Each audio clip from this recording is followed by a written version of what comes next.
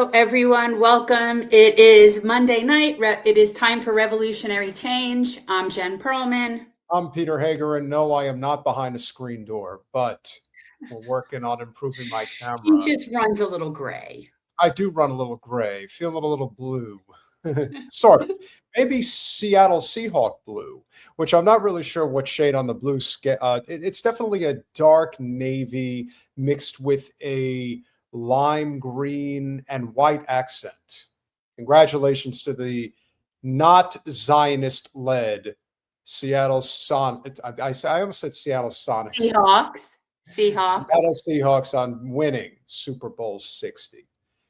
I am back from San Francisco. I was not at the game, but I did attend some NFL events while I was there. It was fun.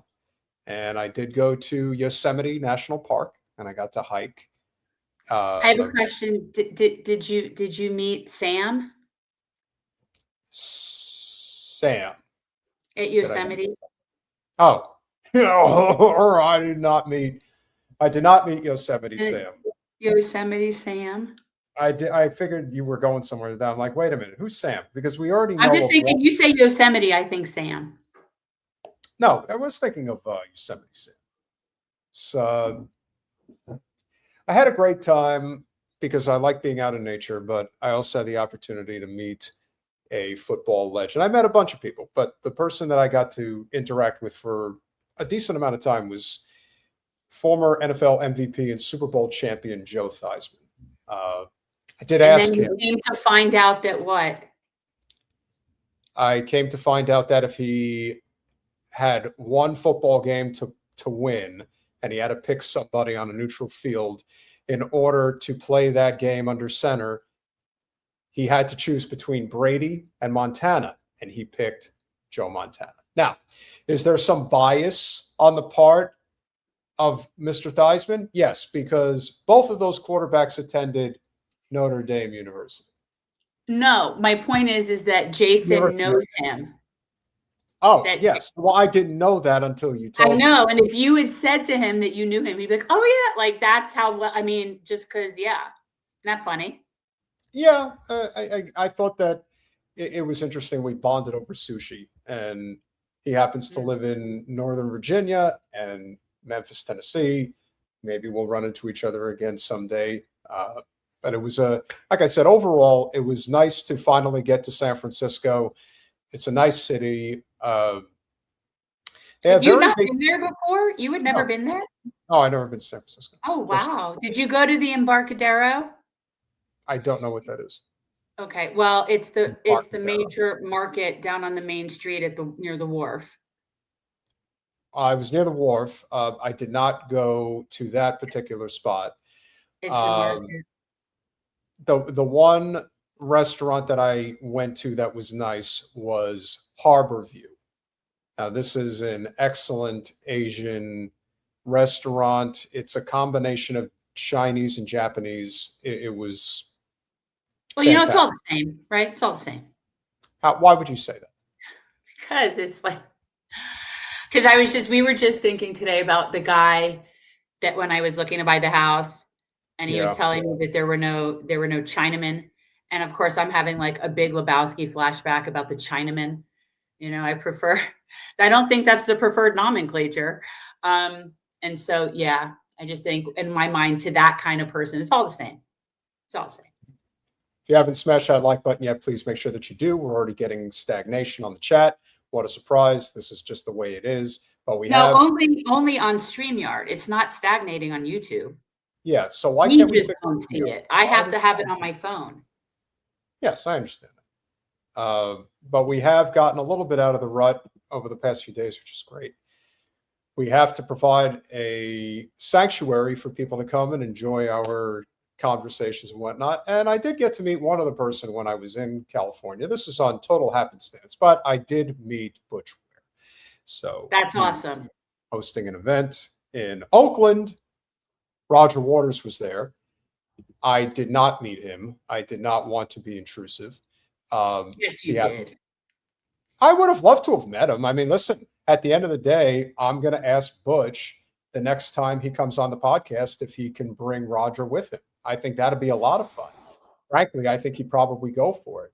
And it would also draw more of an audience and more of attention to his campaign. The fact that Roger is willing to go into these areas and help out Butch. This event took place at the Ball Theater in Oakland. It's a rough neighborhood, but he's bringing it to the people. So you got to give credit to Butch. He's a tall. Did you tell him? I mean, did you at all have a chance to talk to him about like the PAC or anything? Yeah, no, I told him that, we're trying to raise money right now. We're doing what we can.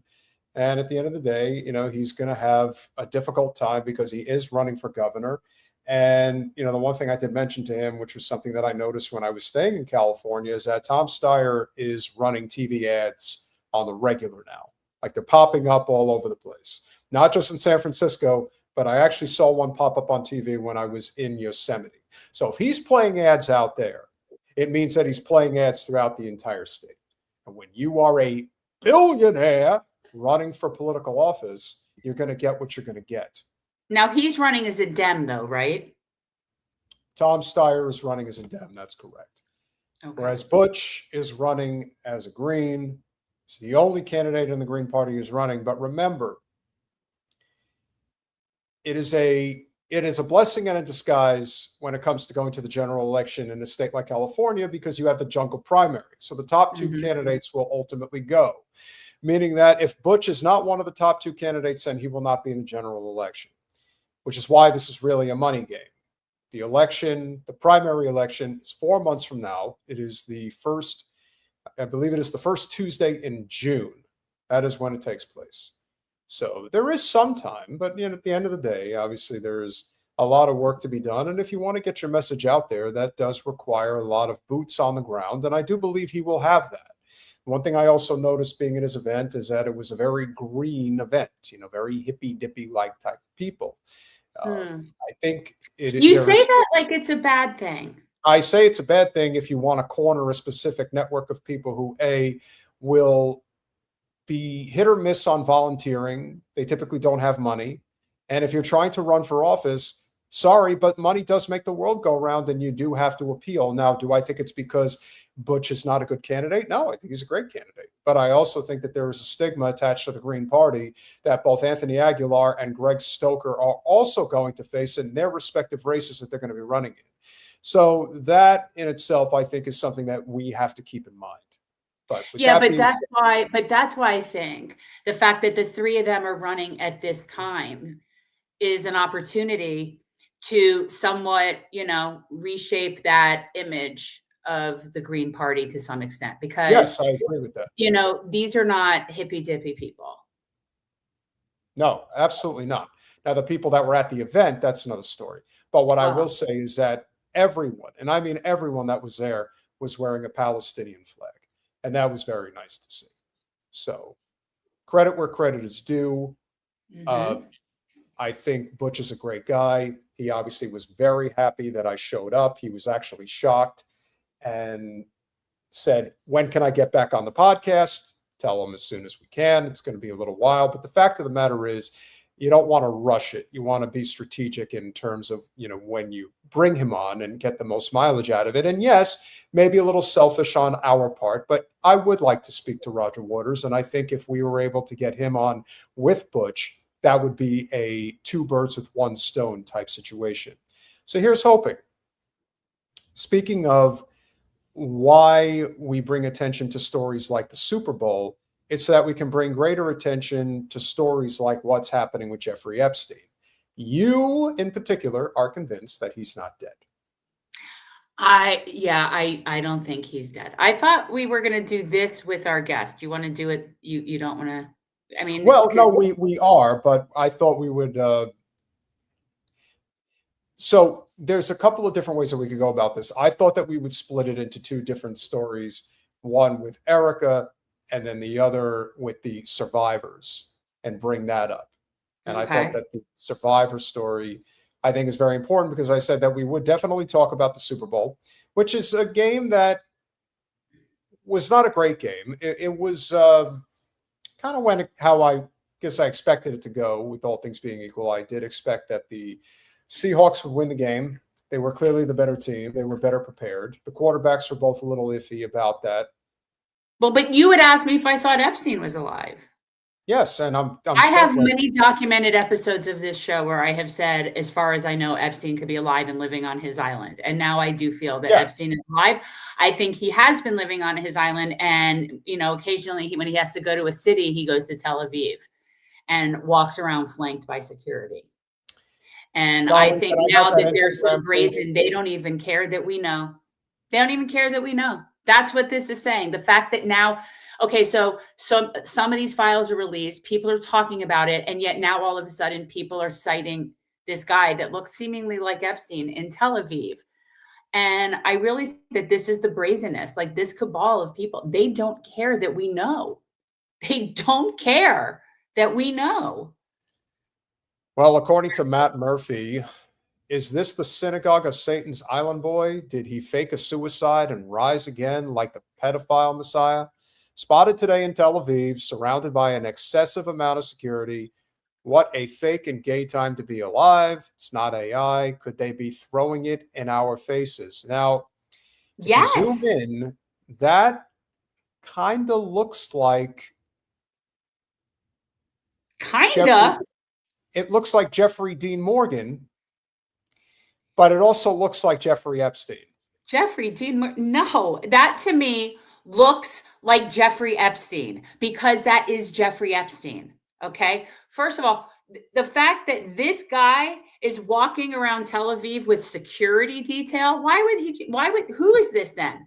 Who is this that this guy needs security detail? Right? Like the odds that this is somebody else that looks exactly like Jeffrey Epstein that would need security detail. David Hunter is statistically, what are the odds? Well, David Hunter is screaming that it's AI. I mean, is it possible? Yeah, it's possible. I don't think... I am willing to believe anything is possible. Absolutely. First of all, we know there was a gentleman that actually took a boat over to right off the shore at Jeffrey Epstein's island and was taking pictures. And there are people on the island. There's people there. There's people there. So to think that it's not possible that he's been there and been living there. And I said this a long time ago when we said, well, if he's alive, where is he? And I remember thinking, why wouldn't he just be on his own island? Well, you have to remember an island, that's where you'd be. I mean, like, You also have to remember that even if he is dead, but he has this sort of stand-in who looks like him, and they're saying that he's alive, that creates, plausible deniability to those who actually did remove him. He's not dead. He's just away on vacation, like Paul Allen. And here's the thing: even if this is AI, let's say it is AI, and that's not him, that doesn't change the fact that there is so many things wrong with all of this. And the key thing that has always made me think that he's not dead is that there's a kill switch. And if he were really dead, all of these things would have been already released. Yeah, I think you're right. And I remember saying this then. I feel like I said at the time when he was supposedly, when he was Epstein, I remember saying, if he were really dead, Epstein, if he were really dead, then we would be watching like 24-hour porn of the most disgusting people that we know. So that's why it's weird to me to think that, and somebody like that with that amount of information wouldn't not have a kill switch in place for their own safety. They just wouldn't. It also doesn't make sense that they would kill him but leave her. It makes more sense that, like, a lot of it's weird. All I'm saying is that we really don't know. The regular people, we don't know. No, we don't. And I think that that's the problem with doing any form of political commentary if you are not somebody who is truly on the inside, like a Tucker Carlson, for example, who is definitely part of intelligence. Like, if you're not at that level, then there's a limit to anything that you're ever going to know. We can surmise what is in front of us and what is likely. As far as I can tell, as far as Epstein is concerned, I can't really say one way or the other whether he's dead or alive. I can't. But that's kind of a problem because they want you to believe that he is dead. And as far as I can tell, there's way too many variables to take into consideration to definitively say that he is. And that is what should truly terrify people, because as you've pointed out, they don't care if we know or not. I think that in itself is probably the bigger issue. They don't care. Well, why should they? We know what we now know, and nobody's getting in any trouble. Nobody's getting in trouble. Nary an investigation, and yet we know what we know. So why wouldn't they feel just completely brazen? Like I would. Shit, let your freak flag fly there, man. You obviously there's not going to be any accountability. As far as I'm concerned, Epstein can make a video saying, "Hey, yo, I'm down here in pedophilia land over here with all the rest of the people, like, you know, that Quentin Tarantino and Brett Ratner and all the other pedos that go live over there." Well, from the whispers of truth, here is how Mossad's greatest spy controlled the elites. By the way, there is an article in the New York Times suggesting that there is no way that Jeffrey Epstein was a Mossad agent. That's how brazen they're getting now, beyond the scope. Jeffrey Epstein wasn't just some rich creep who made shady deals. He was connected. His closest partner was Ghislaine Maxwell, daughter of Robert Maxwell, a billionaire media mogul later exposed as a Mossad spy. Epstein wasn't self-made. He was recruited, groomed, and backed by intelligence from the very beginning. Also Les Wexner. Epstein and Maxwell built a honey trap network. Mansions wired with cameras, private island that doubled as a surveillance hub, politicians, bankers, royals, and even scientists. Hello, Stephen Hawking. They were lured and compromised and recorded. This wasn't entertainment. It was blackmail at the highest level. Once trapped, the elites were owned. For years, Epstein got away with everything. Arrests dropped, cases sealed. His friends included presidents and billionaires. Why? Because his protection came straight from intelligence agencies. Exposing Epstein would expose the control system behind him. The judges, the prosecutors, the politicians, they were all part of the same system. Robert Maxwell didn't just run newspapers. He ran information for Mossad. His daughter Ghislaine carried on his work through Epstein. She supplied the company. He handled the logistics. And together, they gathered compromat? Is that how you say it? Compromat. I don't know. Compromat. I guess just compromising materials that's what that word means. Compromising materials. Compromat, I guess. On the world's most powerful figures, the Maxwell's family spy legacy lives on through the Epstein operation. They are the ones who are actually ruling the world, but they let you think it's the politicians, all while doing dirty things behind the scenes. No one is supposed to know, controlling everyone whom they came in contact. If you think you're an exception to the control, you're not. Well, that's for sure. The elites have secret societies that control the entire world, hiding things from you that should have been brought to the light years ago. Which is why the Awakening Compass exposes exactly what's going on in this world. If you want to get an unfiltered view of the world, get your copy from the link in the bio. Of course, they're always selling their own thing. But at the end of the day, do we have an elitist network that does clandestine operations, and many of it through sex crimes? Of course. You'd be a fool not to think otherwise. The problem is that they've gotten away with it for so long, it has been treated as, I guess what you would say, some degree of normalcy. And that this type of behavior, which has been run under our noses for so long, and no one even thought to question it. You know, have we taken it to such an extent that people are just not going to rebel? They're just going to take it at face value. The Deputy Attorney General says there will be no additional prosecutions for any of these crimes. Any of them. And there's millions of documents that still haven't been reviewed. Eating baby parts. No, we can't prosecute that. It's out of the statute of limitation. They will come up with anything and everything to try to satirize this to the extent that, yeah, how do you not look at this and laugh? Well, it's absurd. We're ridiculous. This is why I feel like I'm in like a movie, like a Truman Show. This does not seem real. But it is very clear to me that we are a rogue, lawless nation. And it is only natural to have that lawlessness and that type of behavior at home when you are that. So we don't abide by laws. We don't abide by international laws. We don't abide by our own laws. We don't abide by laws. We don't I just, and it really has to make people wonder, like, why are we all doing that? Which brings us back to the policing thing, which is that are police there to regulate what kind of crimes? What kind of crimes are they there for? Because they're not going after all these criminals. The most criminal people in our country, responsible for the most harm to the most people. And those people don't get charged with anything. They could do whatever they want. So, yeah, I'd say we're pretty lawless.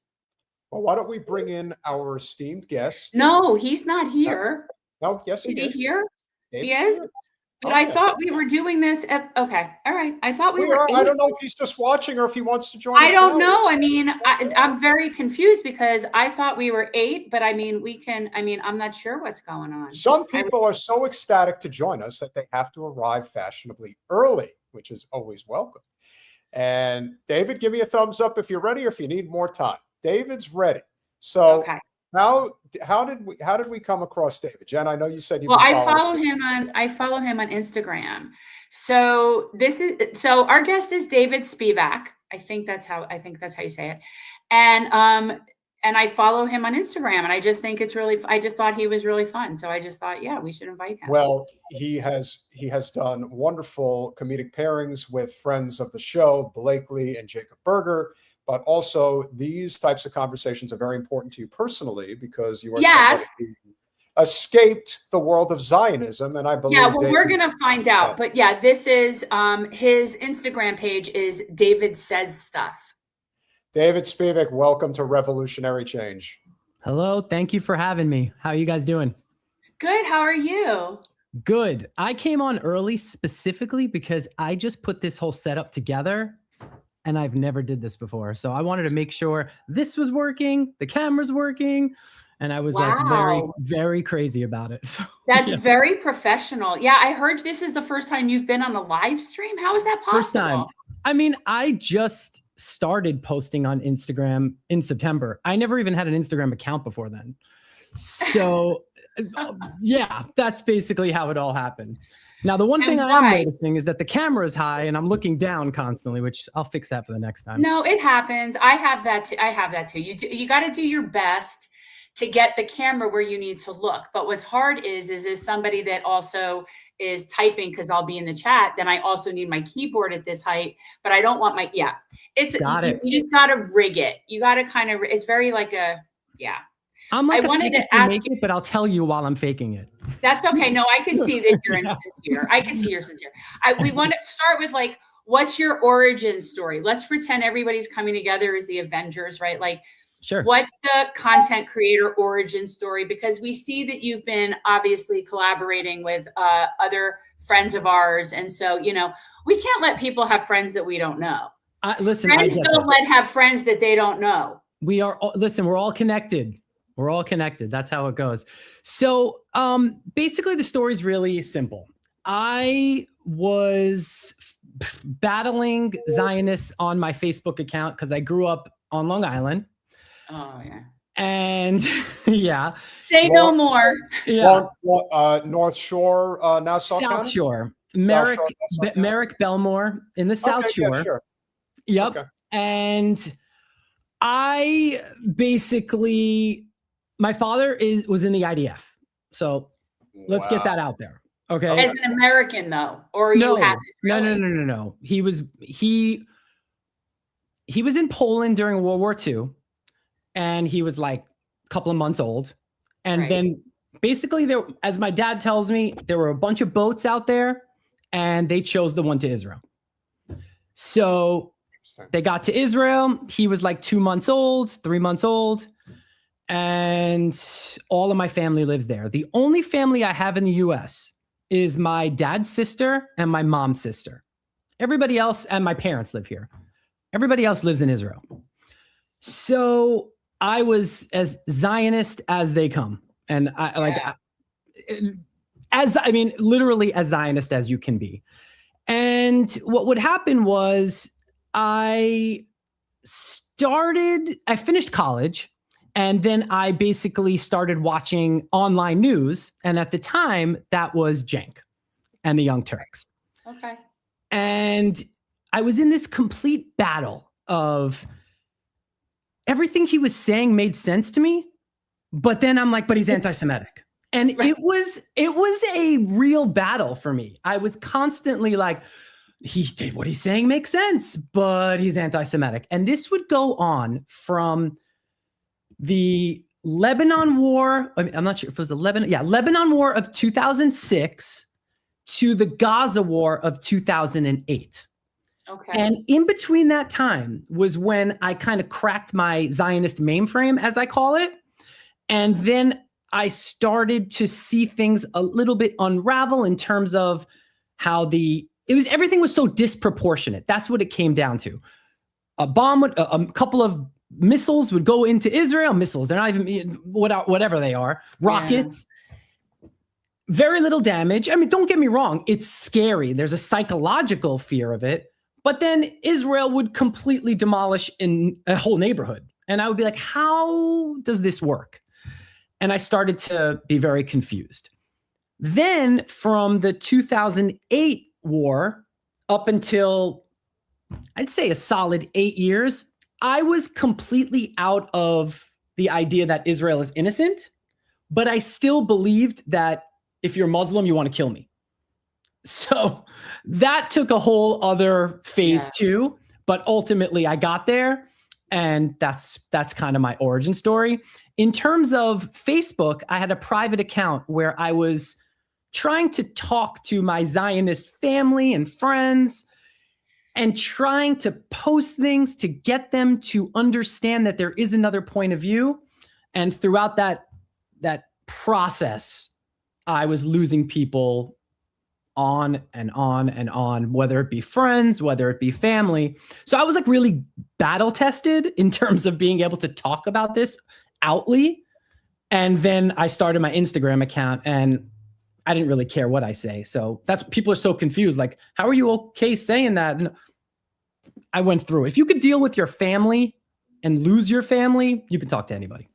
But where are your parents on this? I mean, they're in Florida, and in terms of like in yeah, I mean, well, okay. First of all, everybody's Jewish parents are either in Florida. They're all or there. They're all there. I thought you were saying Israel are here. No, right. So my it was very bad for a very long time. Yeah, and I had a very close relationship with my parents. I mean, I would visit every other month, every third month. Like it was that kind of speak to them every single day. And that's I still call. My mom and my relationship, which is ironic because she was the lesser of the Zionists, has not fully recovered. We do talk as often as as often as I can. It's not the same. It's not the same. And my dad, who was worse at one point, I think has really taken a turn in terms of how we interact.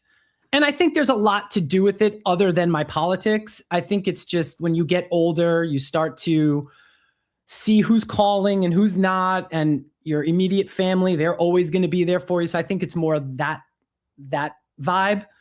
But ultimately, he understands that we don't agree politically, and we don't agree politically in all facets. But we do have at least we have a relationship now, and it is getting better. Because your dad is older than my dad, and you're a lot younger than me. So do you have older siblings, or were your parents a lot older? I have an older sister. But we don't have a relationship, not because of completely outside of Zionism. Right. Yeah, just other family crap. Kind of, but yes. So that is a totally, I don't even put her on my radar in terms of if we're it has nothing to do with Zionism. Yeah. Right.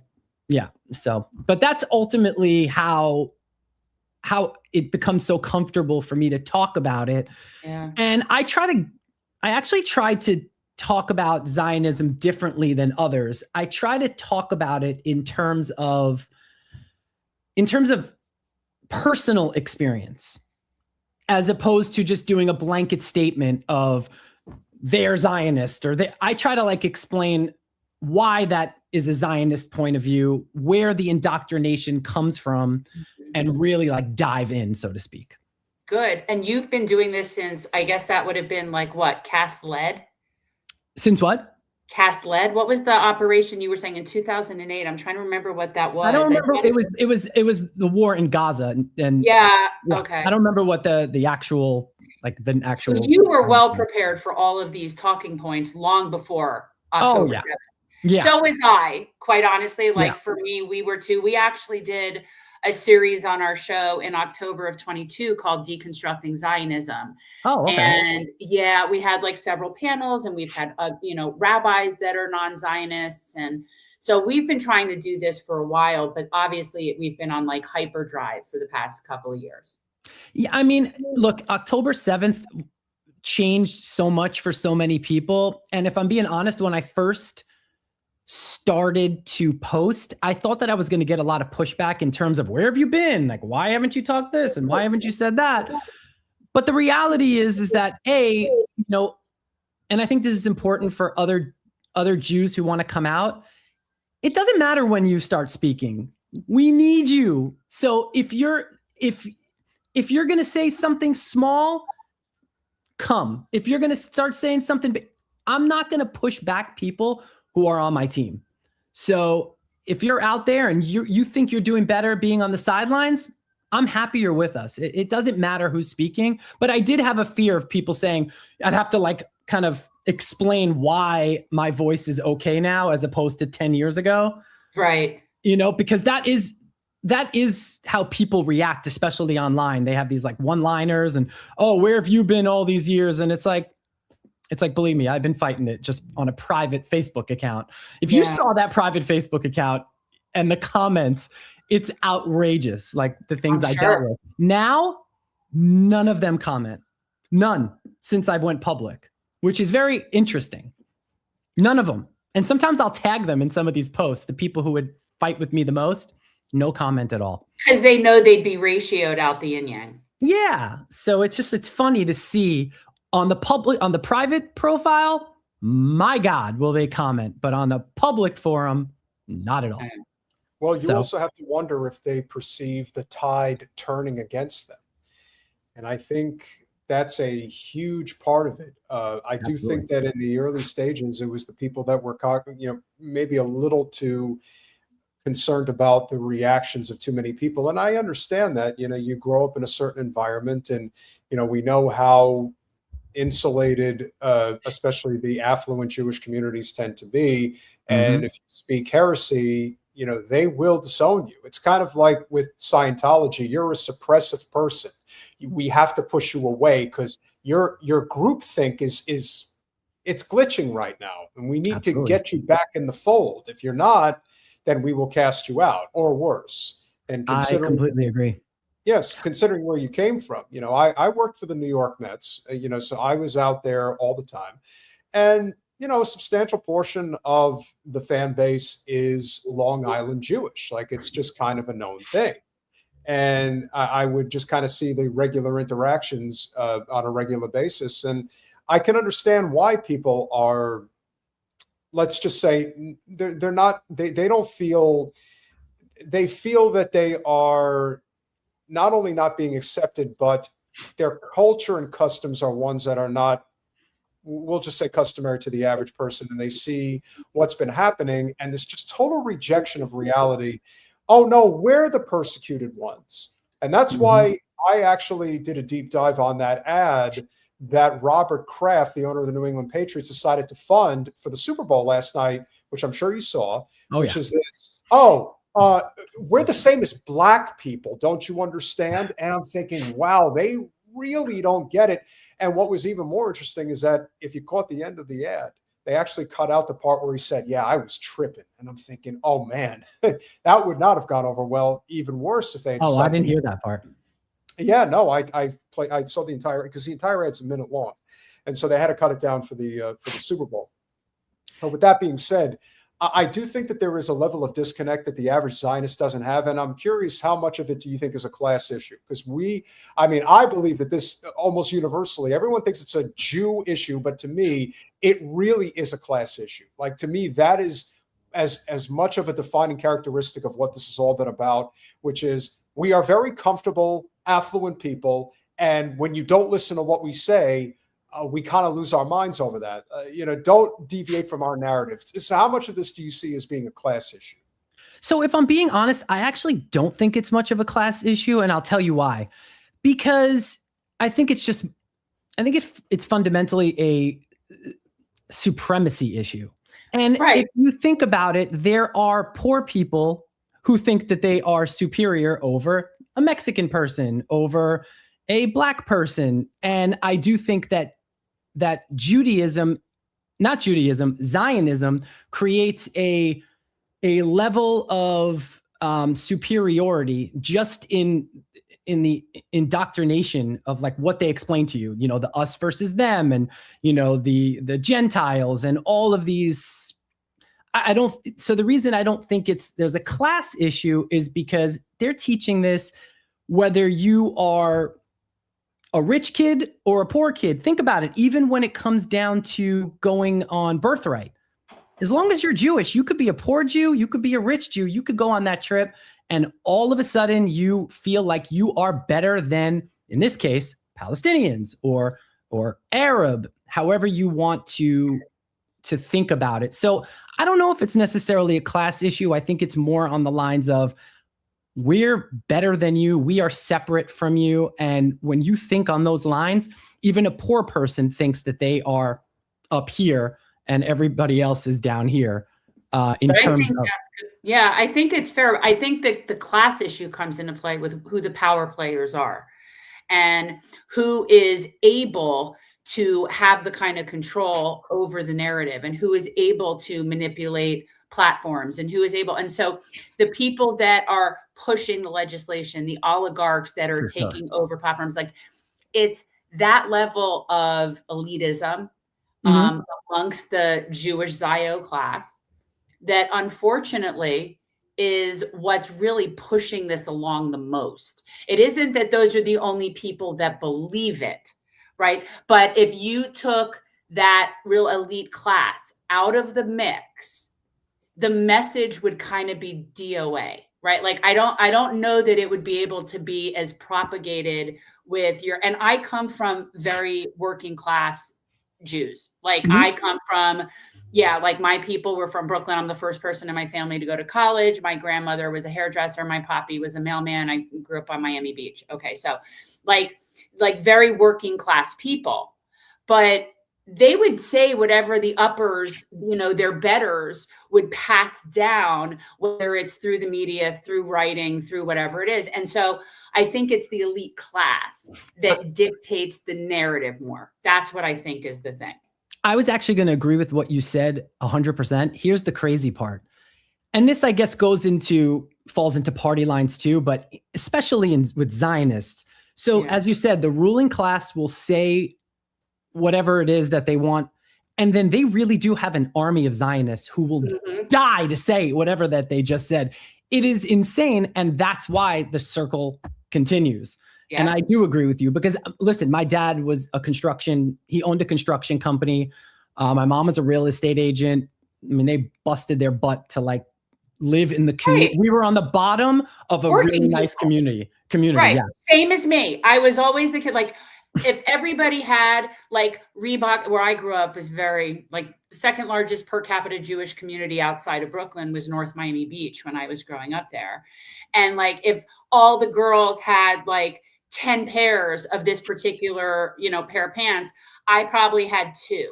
Mm-hmm. Right. So like I did okay. And I was also an only child. So I was able to kind of like, combine resources. I was an only child and an only grandchild for a really long time. So I was able to do that. But no, I was like you. I was sort of on like the bottom end of that tier of people. Yeah. Totally. It's literally, that was my life. My friends would get a BMW and I got a Mitsubishi Galant 1986. Okay. So so where I grew up, I had a convertible Mustang, a fairly new one. This was like, I want to say it was like an 85-ish or whatever, if I'm old. Okay. And I got that. I had probably one of the cheapest cars in the parking lot at my high school. That's a nice My car. high school was something more akin to like 90210. It was ridiculous. No. And that's how, right. So, but yet I had a new car that it was a convertible, and I had like a working person car. Mm-hmm. Yeah, and that's a nice car. But that also leads a lot to perspective, because the Jewish Zionists tend to congregate along the coastlines and the Christian Zionists tend to be in the heartland in the South. And as I've often pointed out, as cliche as may be, the Jewish Zionists provide the money and the Christian Zionists provide the flock, because the population the differentiation between the populations of the two is like 10-1. I mean, the ratio is that big.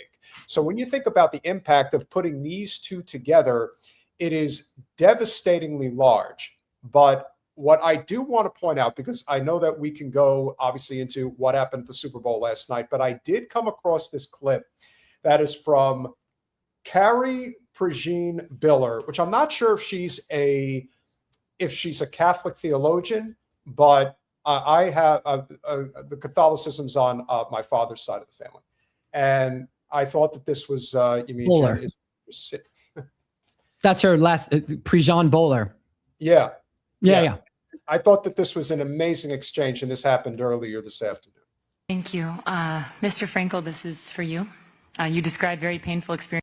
First of all, the fact that Dr. Phil is sitting on the Religious Liberty Commission says all you need to know about this administration. Stop it. But wait, before we go forward, I just want to answer something that said that's why I was so spoiled. Yes. Mm-hmm. Yes. I was an only child and I was an only grandchild, and my parents, my grandmother, my great-grandmother would pool their resources all the time so that I could do the stuff that I did. So yes, that is exactly why I was so indulged. Yes, if I had siblings, I would have been screwed. I have something very interesting to tell you about this that you're going to watch. I was supposed to be at this. Really? I was invited by Carrie. I actually got off the phone with her before we came on air. Talk about wow.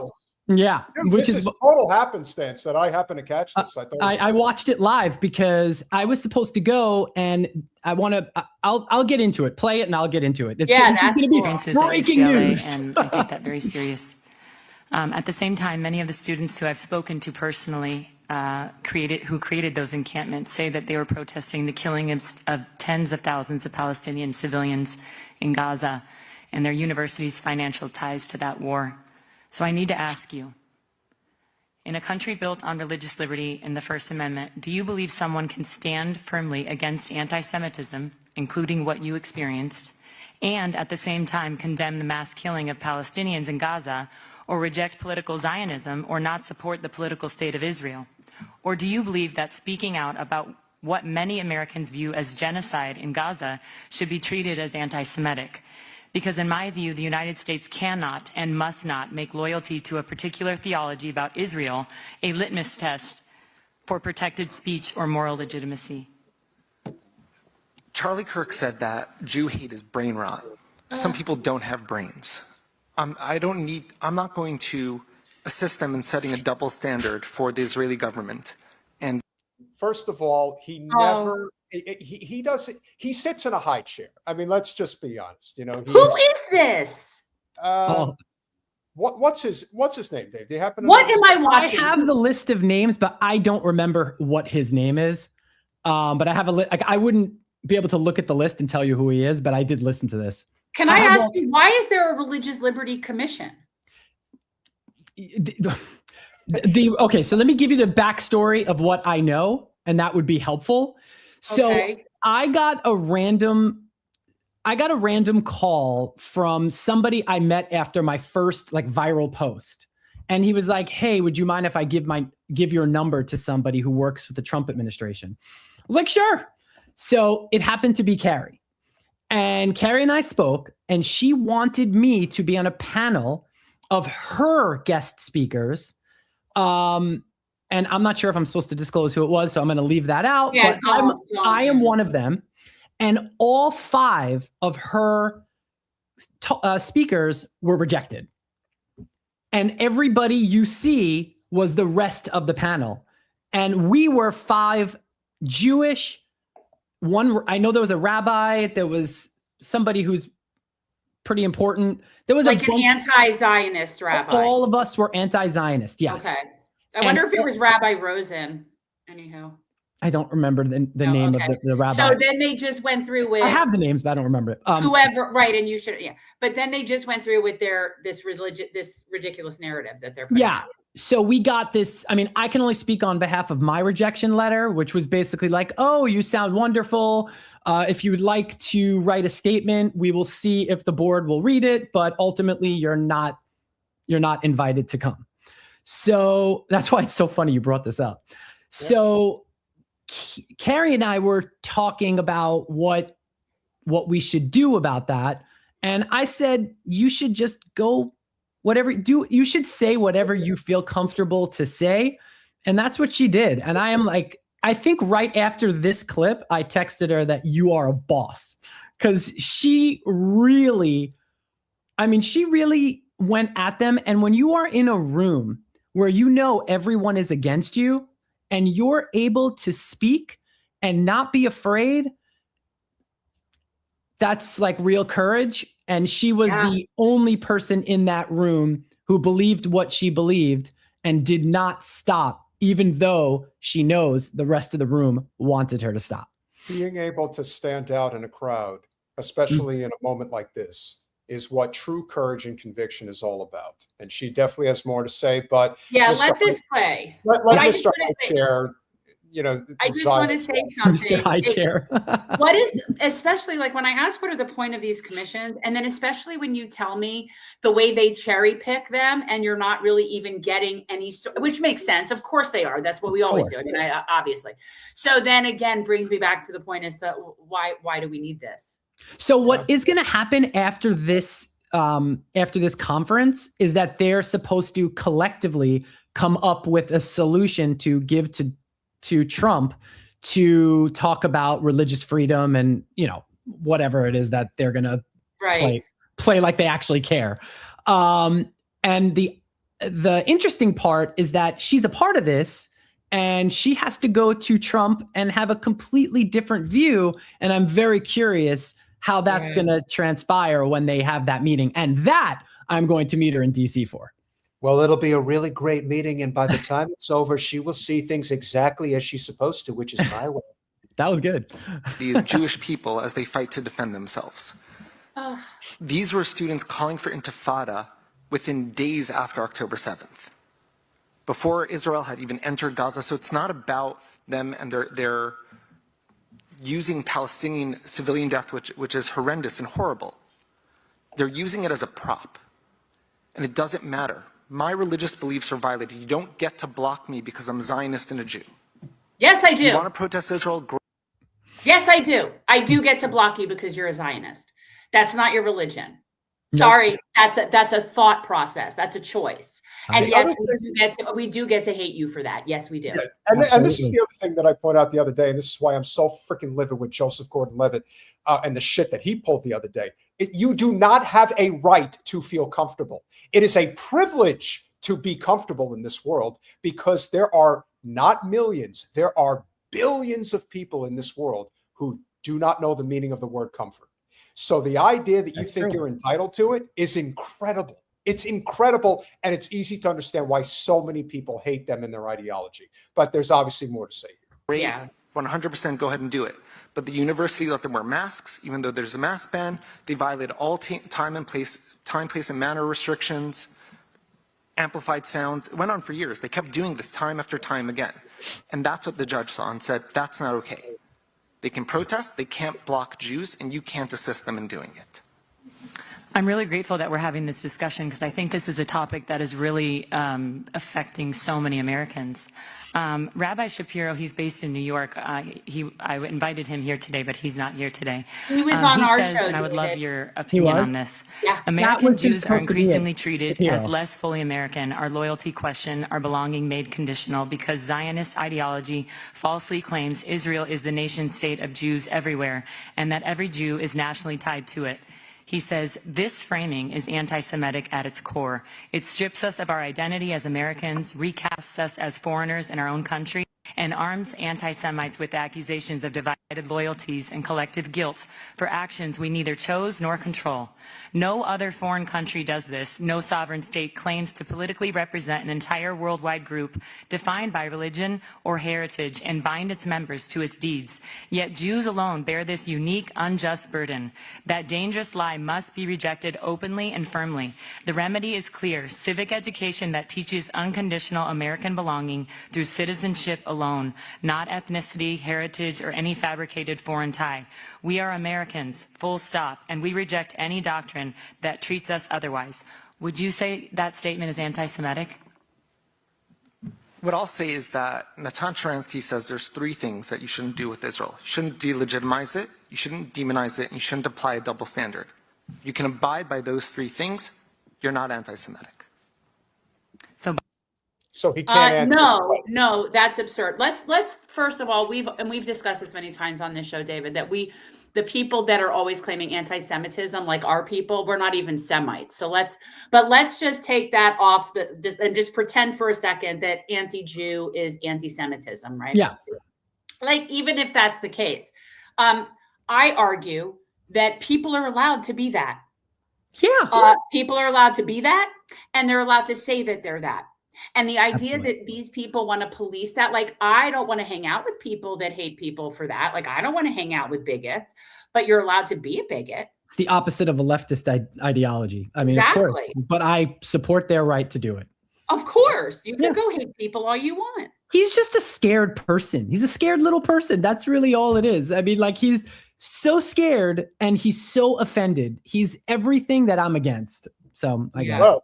Well, that's why people like Ben Shapiro and Mark Levin are as dangerous as they are, because these are emasculated men. And the worst thing about emasculated men who get power, they want to wield it with an iron fist. Oh, that's the real danger here. So by not being a Zionist, does that make you an anti-Semite? I don't think you need to be a Zionist to support a country that defends itself and is free and religious in a hostile neighborhood. So is anti-Zionism Hold on anti-Semitism? one second, Carrie. Yes. It is. It is. Sorry. Yes. To take that point for a Do you second. see Let me his, back up. you I didn't see want to his step face over that after he answer. said that? Yeah. You see how, So smug. yeah, it was like, all right, you want me to say it? I said it. Yeah. And it was like, it's like, that is strength in numbers because everybody there supports him. If the roles were reversed, Right. and he was in a room that was not even anti-Israel, just pro-Palestinian. Let's just pretend that exists. Right. He would never be like that. He would not have had that smug It was the smug reaction that bothered me more than the actual answer. Yeah, 'Cause I he was know like, he believes it. nailed it. Yeah. Yes. It was like his mic drop. Yeah. Well, we know those types of people. 100%. We grew up with those people. 100%. That's why it Exactly. probably hit differently for me. When he made that face, I was like, about 5 names popped up into my head. Of 5. people that would Yeah. be that guy. Yeah. These are the people that were picked last for sports. Yes. These are the people that they were the people that would take names in class if a teacher left the room. Like, these are those people. And Martin nobody liked Prince. them then, and nobody likes them now. It's Martin Prince from The Simpsons. I didn't know you were both of you still talking. So Just to be clear, is anti-Zionism anti-Semitism? Yes. It is under IHRA? Rabbi, Sure. you're up next. You're not That sure? definition, So but what is the I would definition? love to speak to that. Undoubtedly, Thanks, Rabbi. anti-Zionism is anti-Semitism, and undoubtedly, and Way to one get does on the not have to record. support the specific policies of the government of Israel, but to not support the right of Israel to exist, which is what anti-Zionists do, while not taking that same stand to the 28 Muslim countries and 13 Christian countries in this world, is a double standard, is hypocrisy, and is absolutely anti-Semitism. Because the problem is that okay, let's say the only way that makes sense would be if the Muslim countries to which he is referring to all became Muslim countries because they went there and kicked out all the other people that were living there and came from other places and created Muslim colonies in an area that was predominantly Jewish and kicked out all the native people, then maybe we would be able to have a discussion like it's the same thing. The fact that there are Muslim countries and there's a lot of them is because there's a lot more of Muslims. 100%. That's the thing. There's more of them. That's just the deal. It makes total sense that he thinks like this too, because what does every Zionist say about Palestinians being murdered? Well, why don't the other Muslim countries take them? As if if you're Muslim, you could go to you could migrate to any country you want. Just show your Muslim card. That's why they think like this, because if all you gotta do is just flip it. And they're like, oh yeah, well, they could go anywhere. It's ridiculous. Yeah. And then they clap. I think it's also important that we not make Islamophobic remarks while we're here today. I would appreciate that. Love her. That's good. I just want to say, God forbid, was She anything got that like guy that kicked said. out. But if the Jewish people are the only people that you deny the right to have its own state, that is absolutely a double standard, hypocrisy, and anti-Semitism. Well, as you know, I'm a Catholic, and Catholics do not embrace Zionism, just so you know. So are all Catholics anti-Semites, according to you? As I said, anti-Zionism, by denying the right of the Jews to have their own state while not saying the same for any other peoples, that is a double standard, hypocrisy, and anti-Semitism. So just to be clear, are Catholics anti-Semites? Carrie, excuse me. I'm going to interrupt the discussion. Our committee is focused on religious liberty taken from all people, whether it be Muslims, Jews, Christians, Sikhs. We've had all those witnesses here. This is not a commission on defining religions or calling out any theology, or this is not. I mean, just the idea that Ben Carson is there as part of the religious freedom conversation really. I just can't believe he's staying awake. But I was just gonna say, you paused it at the perfect time. His eyes are closed, like he's living it up. It's so funny you said that. To the extent that anybody could become a Jehovah's Witness and Seventh-day Adventist, it's like, yeah, there's a level of extremism that people take their religion where I just say, why not just follow the teachings of Jesus? You'd be so much better off than creating different ways to screw with yourself, because that's ostensibly what religion has become. The commission for that. Right, but we're talking about a foreign nation, so I want to be clear on what the definition of anti-Semitism is. If I don't support the political state of Israel, am I an anti-Semite? Yes or no? They already answered. Asked and answered. According to you on the record, yes? If I don't support the political state of Israel? I don't personally label people, but what I'm saying is, if somebody states an anti-Zionist, if somebody says they're an anti-Zionist, they are saying about themselves that they have a double standard and hypocrisy, and they're taking anti-Semitic positions. Okay, Carrie, you feel like you have your questions in? I don't agree with that, because as a Catholic, I don't agree that the new modern state of Israel has any biblical prophecy meaning at all. So that's my stance, and I'm Catholic. Love her. Yeah. Dr. Ben. First of all, I want to thank you all for your passionate stance and bringing some clarity to this issue. I think this is absurd. You know, I've known a lot of Jewish people, worked with a lot of Jewish people. Some of the finest people that I know sit. Oh, they always have to point that part out. Always. Oh, also that the second from the left. That's Shabbos. Good. Yes. Bad Shabbos. Anna Kasparian had an unbelievable exchange with him. So is Katie Halper. Katie Halper has definitely put him in his place as well. When I see Shabbos Kessenbaum, this is what I think. I think of the arms folded. Nana, nana, poo, poo, stick your head in doo-doo. I mean, that's basically who. The only reason these people are able to get away with this is they're surrounded by each other. That's like what you're saying. So, there is no opposition there remotely. None. To say that if somebody, first of all, when you sit there and act like somehow your religion is entitled to a state because there are many, many states of another religion that just happen to be that, right? It's not like they came and colonized those places and the reason there's more Muslims is it was the last religion to come through of the Abrahamic religions, and a lot of people converted to it because they didn't have to pay taxes. There's a myriad of reasons as to why there are more Muslims, but like for him to sit there and act like they're entitled to that, this is what I call caucasity.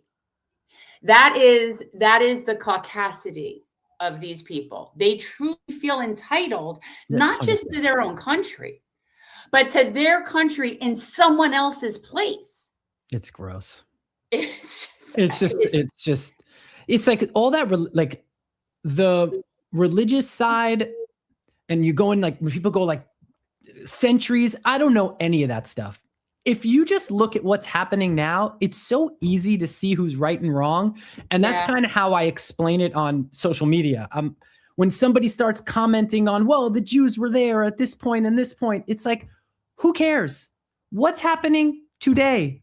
That's like the most important. I just wish I was on that panel. Like I can't express to you how much fun that would have been, because it was low hanging fruit. Each and every one of them have the same lines. I don't even care if I was there alone. All I would need is Carrie there, and just us two knowing that we kind of have each other's back would have been enough, because it's such a joke of a conference, but I really was upset when I didn't get to go on it. So that's why I didn't understand when you're saying things that the establishment doesn't want to hear, you're not going to be able to get into a lot of spaces. Mm-hmm. I agree. And I was just going to say, I was worried for Carrie. She's walking into the lion's den where she probably agrees with them on virtually every other topic within religion other than Zionism. But here she is on an island herself under Trump administration organized event, trying to, maneuver her way through. And I was very proud of her for that. She did excellent. And I would also say that this is also where I think a lot of the hatred also stems from, is the fact that none of these people get their comeuppance. They basically are able to get away with this with never having to confront their language, their actions. And I want to make sure I say his name right, because this is a story that's a lot bigger than people are giving credit to right now, and it really needs attention. This is about the guy in Las Vegas who is an Israeli national, Ori Solomon. The Israeli owner of a secret biolab in Las Vegas was released after authorities discovered over 1,000 samples of deadly viruses, including HIV and tuberculosis. This is in a biolab in Las Vegas. And this is what's happened. So we're going to run through this real quick. Any charges of disposing or discharging hazardous waste, according to state records. The home, which sits along Sugar Springs Drive near Washington and Hollywood Boulevard, that's where the FBI and other agencies before 6 o'clock Saturday morning raided that home, finding refrigerators with vials containing unknown liquids in that locked garage. Sheriff McMahill confirming once again what our investigation team first reported, that this is actually part of a broader federal investigation in California. As our investigation progressed, we determined that the home was owned by the same individual connected to a prior illegal biolab investigation in Reedley, California that occurred in 2023. Sheriff says 3 other individuals were actually inside the home the same day of that raid. They were renting rooms. They were removed from the home, and they're not involved in that investigation. Authorities releasing this. What's interesting about the story is that it says Clark County. Clark County is where Las Vegas is in Nevada, but apparently this is also taking place in California as well.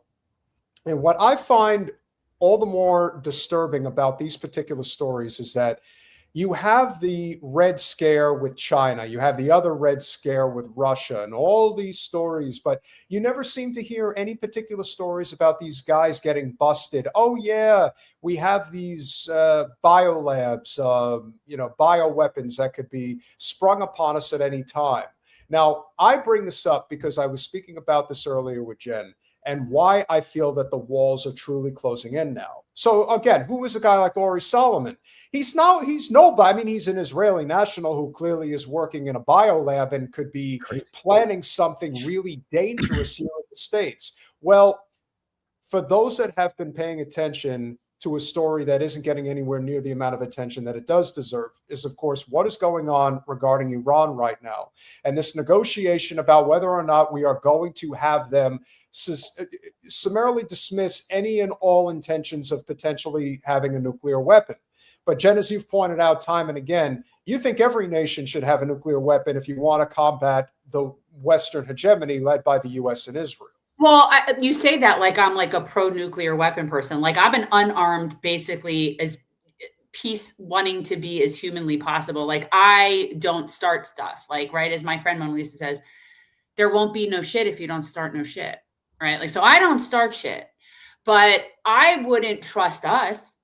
If I were Iran, there is not a chance. First of all, I wouldn't negotiate with us. There's no reason to. We don't abide by agreements. The next administration doesn't abide by agreements. The current administration doesn't honor any. There's no integrity. We invite them to negotiate, kill their negotiators. So if I were them, I wouldn't negotiate with us at all. But being that they are where they are in this, it makes sense to me that a very large amount of their population is pushing to go forward with the creation of a nuclear weapon because they're scared of us. And they saw, why don't, and you said this, Peter, like, why is it we don't go after North Korea? Why is it we went after Libya? Because, one gave up their nuclear weapons and the other didn't. And that's why Iran they honestly, I've advised them on my show. I'm like, if you're Iranian, yes, you should have nukes. Because I wouldn't agree with us. Well, first of all, the Trump administration, No, please, Dave. Oh, the Trump administration will constantly move the goalposts too. So at first it's no nuclear weapons, and then it becomes no ballistic missiles. So the reality is, Jen, I completely agree with you. I think if Iran had a nuclear weapon, we would not be bothering Iran. Exactly. So that is an absolute fact. Yes. And on the eve of the Super Bowl, this was a public statement issued by the worst person alive on earth right now, because apparently the negotiations with Iran is not going quite according to Israel's plan. אני דורש מממשלות המערב לעשות את מה שנדרש כדי להילחם באנטישמיות ולתת את הביטחון הדרוש, את ההבטחה הדרושה לקהילות היהודיות בעולם, וכדאי שיקשיבו לאזהרות שלנו. Okay. See what he says? It would be wise if you heed our warnings about what we say you should be doing, whether it's with Iran or how we are combating anti-Semitism. Now, we have brought up time and again the Samson option and the danger that the Zionist ideology presents for the world at large, particularly us. I mean, I think that there's reason to believe that when you start seeing deadly biolabs popping up that are being run by Israelis, who's to say that they don't have plans for us if we don't go along with what they want, especially if the walls start closing in? What do you guys think? I think that Israeli nationals were laughing when 9/11 happened. So I think they're capable of anything. So that story was very scary, if I'm being honest. It kind of was chilling. I didn't see that. And I certainly do not trust the Israeli government in terms of being a good friend to us, because all they care about is us doing their bidding. The other problem is that a lot of times when these stories happen, they just disappear within a day. you heard, I'm sure, about the other story in Vegas where the Israeli national was caught raping a 13-year-old. Yes. And then the next thing you know, they get a plane ride from Vegas over to Tel Aviv and no one ever hears from them again. And that person was a government employee and they were kicked and they were taken out. I think he was his communications director, no? I'm pretty sure. Yeah. And therein, and again, this is where I think a lot of the Jew hatred comes from, because there is this perception that they are treated as the chosen people, that they can do no wrong, that they can actually break laws, commit murder, mass murder, genocide, and nothing happens. And in lieu of the Epstein saga, you have the deputy attorney general coming out saying, we're not going to prosecute anybody for anything. So why would the average person ever believe that there's justice in this world, that there is just law, that there is one to abide by? I don't see it. But what I do think is to be taken very seriously is that when you see a story like Ori Solomon being caught running a bioweapons lab in Las Vegas, arrested and arraigned at the backdrop of this story coming out about Netanyahu saying, you must listen to what we say, otherwise bad things might happen. And now he's meeting with the president for the 6th time. And there was a time where he would come to the States once every few years. Mm-hmm. Now he's come to the States 6 times in less than 1 year. If you ask me, there's something very unholy about what's going on there. What do you think? I think we are definitely going to war with Iran. So I hate to say it, and I have a deep connection to Iranians and Iranian food and Iranian culture. So excellent when I hear food, by the way, the best, that's my connection. I love their food. Hey, that's where I'm always with people. Whenever I meet people from somewhere else, the first thing I'm thinking is, do I like their food? Do I need to meet their mother? Does she cook? Like, these are the kinds of things that it's true. I tell everybody, if you haven't been to Das Ethiopian in Georgetown in Washington, D.C., that is one of the best restaurants I've ever been to. And most people would not know what Ethiopian food tastes like, what it entails. But my goodness, if food in so many ways is not the great equalizer for a lot of different people around the world, it really does bring people together, for sure. 100%. Injera bread is amazing, just FYI, from Ethiopian, their bread. Yeah. It's so good. But yeah, I do think that we are going to war with Iran. I think that the only thing I feel like the thought process that we're going to war is so embedded in my brain now that it's no longer, are we going to commit airstrikes in Iran? It's, please don't have ground troops, because I don't want any war with Iran, but ground troops is a whole other ball game. And it's like, we throw the word airstrike around in the United States, like, oh yeah, we'll just drop some bombs. Right. And it's seeing a bomb go off, it's an inferno. I mean, people's heads are burning off. It's so bad. And I feel like unless Americans understand what it's like to see what a bomb does, I feel like we will never fully understand what it means to strike another country. All we see is a death count, and we see, this person died, this many people died, and it's like, for some reason, it doesn't resonate with Americans anymore. So I'm just hoping there's no war. That is a very large country. Yeah. Well, I mean, we've had enough military expert people on this show and talked about it enough. I think we are going to go to quote unquote war with Iran. What that looks like. I mean, at the end of the day, in order for our country to be able to have a ground invasion in Iran, we would have to have a draft. It was conscription. Okay? Yeah. And that really is a level that most people in Washington on either side do not really want to go to, because it won't work well. And what we can do in Iran is, we can do a lot of damage. We could do a lot of damage, but they have been preparing for this for about 20 years. They absolutely are prepared for this. We are not. And when we do attack Iran, what's likely going to happen is they're going to take out at least one aircraft carrier of ours. So that's about 1,000 people, according to Colonel Wilkerson. So that's at least 1,000 people right there, one aircraft carrier. And then that doesn't even consider the bases that they'll take out. And by the way, they'll level Israel. So we might blow them up, but they're taking Israel off the map. And also, and when that happens, and like for me, that's part of why I want them to do it. That's part of why I want them to poke at Iran, because that will end Israel. And while it will be ugly, it's like it'll facilitate the end of the Zionist state. It really will. So I think, like, you know, Netanyahu can sit there and say whatever he wants. They'll end their existence. So Iran says it could dilute its 60% uranium stockpile if all sanctions end amid renewed almond talks and uncertainty over missing nuclear material. Tehran is prepared to dilute its stockpile of highly enriched uranium if sanctions against Iran are lifted, the head of its Atomic Energy Agency said on Monday following indirect talks with D.C. Mohammad al-Sami, head of the Atomic Energy Organization of Iran, said the possibility of diluting 60% enriched uranium depends on whether all sanctions would be lifted in return, according to the official IRNA news agency. The statement did not specify whether al-Sami was referring to all international sanctions on Iran or only those imposed by the U.S. The offer comes as to the whereabouts of more than 400 kilograms of highly enriched uranium Iran possessed before last year's conflict with Israel, and the U.S. remains unknown.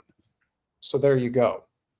I think that this is again, it's like we're playing war games here. Like this is. Except Israel's not playing. They're ridiculous. No. And the problem is they're not even supposed to have nuclear weapons. And notice we're not ever talking about that. They're not supposed to have nuclear weapons. Any nuclear program that they have is in violation of international law, as is everything else they do. So why shouldn't Iran have nuclear weapons? I agree. But again, they can destroy Israel without them. And that's something people don't understand. They can destroy Israel without nuclear weapons. They don't need nuclear weapons. And also, then they'll set our oil fields on fire. So people want to start by looking at gas prices that are like $20 a gallon, because Iran is not messing around with us. They've had it with us. They're not playing. They're not even going to do proportionate response anymore. They're done playing with us. Yeah. I mean, everything you just said made sense. When you say they'll destroy Israel, I get like a chill down my spine, obviously I have family there, and not for that reason, but just the thought that, just to touch on what you said, Israel should not have nuclear weapons because there's only one country in that region who attacks their neighbors. And one country I don't trust. Correct. Iran doesn't attack their neighbors. I mean, they do it through their proxies, and that's the general response. Like us. Yeah. If every country had proxies, they would do it too. Right. Right. I mean, let's be honest. But what's going to happen is I am scared that if Israel is on the brink of getting flattened, that they would use a nuclear weapon. Absolutely. So absolutely.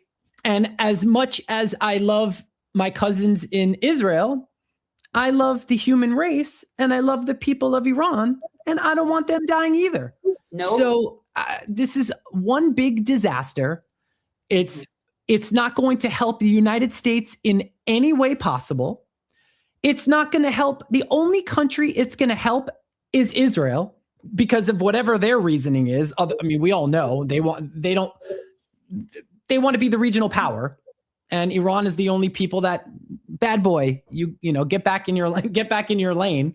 They're the only ones who could do it to Israel, kind of. It's just, I'm speechless. The fact that we're even having a discussion, not with us, I'm saying in general, of going to war in Iran where it does not help the United States interests. Israel, it does not. Iran is not attacking the United States. Iran doesn't affect the United States in any way. No. And when we do that, the problem is they'll suffer, but a lot of people are going to suffer with them. There's no winning that. We can't, well, I don't know why people don't understand. It's very basic. You can watch any of the people. You go and watch Judge Knapp's show, guys. Go watch Dialogue Works with Nima. Anything that has our rotation of, military experts, and you will know we cannot win a war with Iran. We can't. No. It's not going to happen.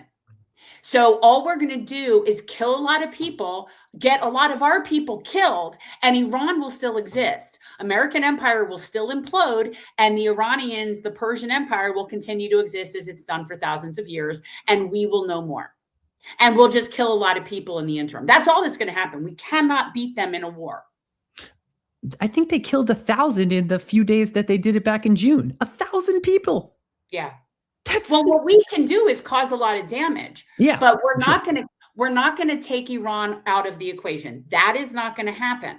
So we can go kill a whole bunch of people, but we're not going to achieve any strategic military goal. We're not going to achieve anything by doing that. And they'll still exist. And so, I'll also say the poor people of Iran. Oh, absolutely. They're such nice people. I mean, I don't know if you ever met people off the one of my good friends is from Tehran.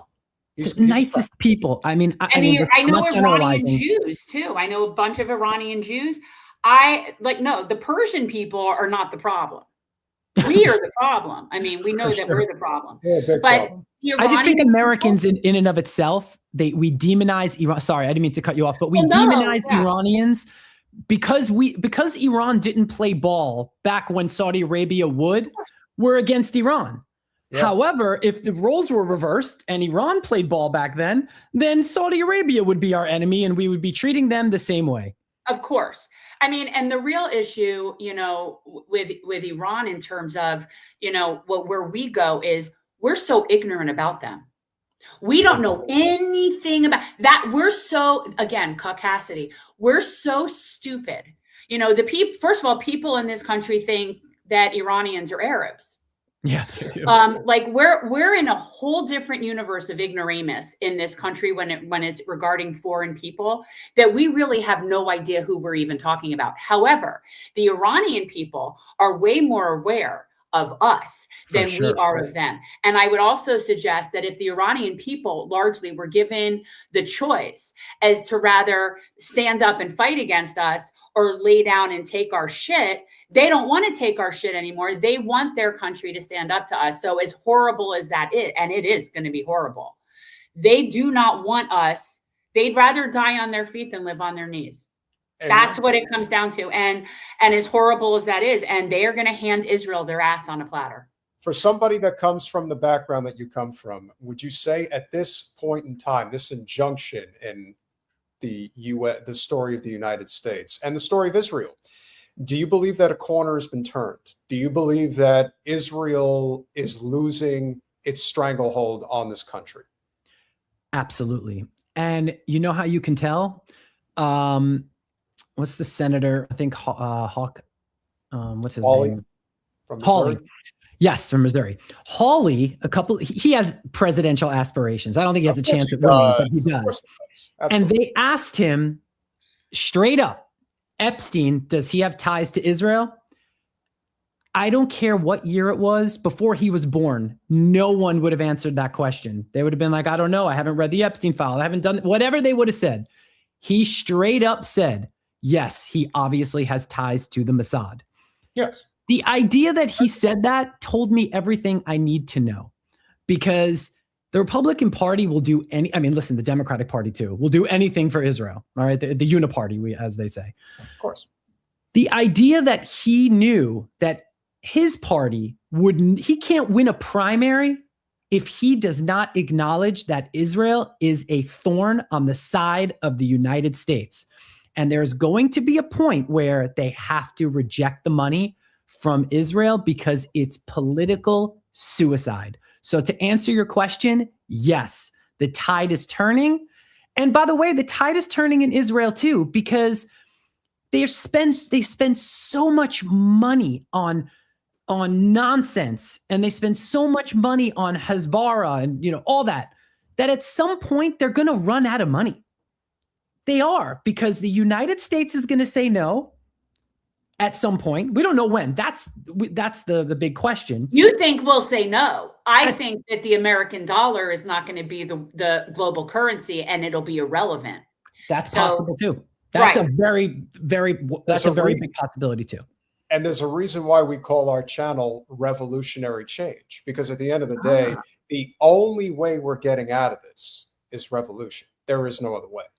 We're not going to vote this away. No, you can't. And it's not even so much vote. I mean, listen, anybody who thinks you can vote your way out of this late stage broken capitalist system, you're a fool. That's number one. But number two, they are telling us that we will die on the hill that is Israel. So what do? You have to lock arms with people that, I mean, listen, I'm not saying everybody, but I am saying that there are alliances that need to be formed, especially between progressives and libertarians, that I already think there's a lot of synergy there to begin with in the first place. But you start bringing those primary populist left and right factions together, that is what the establishment fears more than anything else. Absolutely. That if it's fought along class lines in particular, that this will not last. And I think more than anything else, that's why these conversations are so important, which is why on Saturday night, I had a conversation with Mel Whitty, who's the village crazy lady, who's a very proud Republican, but she is as anti-Israel as you could possibly get. And she is as pro-Palestine. Not that she's just, I just hate the Jews. It's not right. Like that. Now, that's the key distinction we need to make. Yes. Just because somebody hates Israel does not make them my friend. If you do not support Palestinian self-determination, then you are not my friend. And that's why I make the distinction when I talk to friends of mine who are libertarian who think that guys like, Bill Zarian and Shields are good people. I'm like, no, they're not. They hate Jews. It's obvious. Now they're just using it as cannon fodder because now they can get away with it because the arena's changed in terms of the conversation. If you can't make the distinction between Zionism and Judaism, then you are, and I say this, regardless of whether you hate Jews or not, and frankly, you can hate Jews, that's fine. But if you don't make the distinction, who do you think you're helping? You're helping the Zionists. That's what they're counting on. They're counting on you making this that issue. If you make it it's a Jew problem, that helps people like that schmuckwad who sat in front of that committee saying, well, I'll tell you what the real problem is. It's like, if you go down that road, you're only helping the ideology. You're not actually solving it. So as long as we're nuanced about it, and I know nuance in politics, very difficult concept, but I think we're on the right track here. And I would like to give you the floor, since obviously it's your first time here. Final thoughts. It was a fantastic experience having you here for this past hour. And would you come back sometime? For sure. Yeah, you'd be a fun person to co-host with. Like if Peter has to call in sick or anything happens, you'd be a fun person to come. No, I want to get David back with Blakely. I think that would be perfect to have. Well, we like them too, so that works too.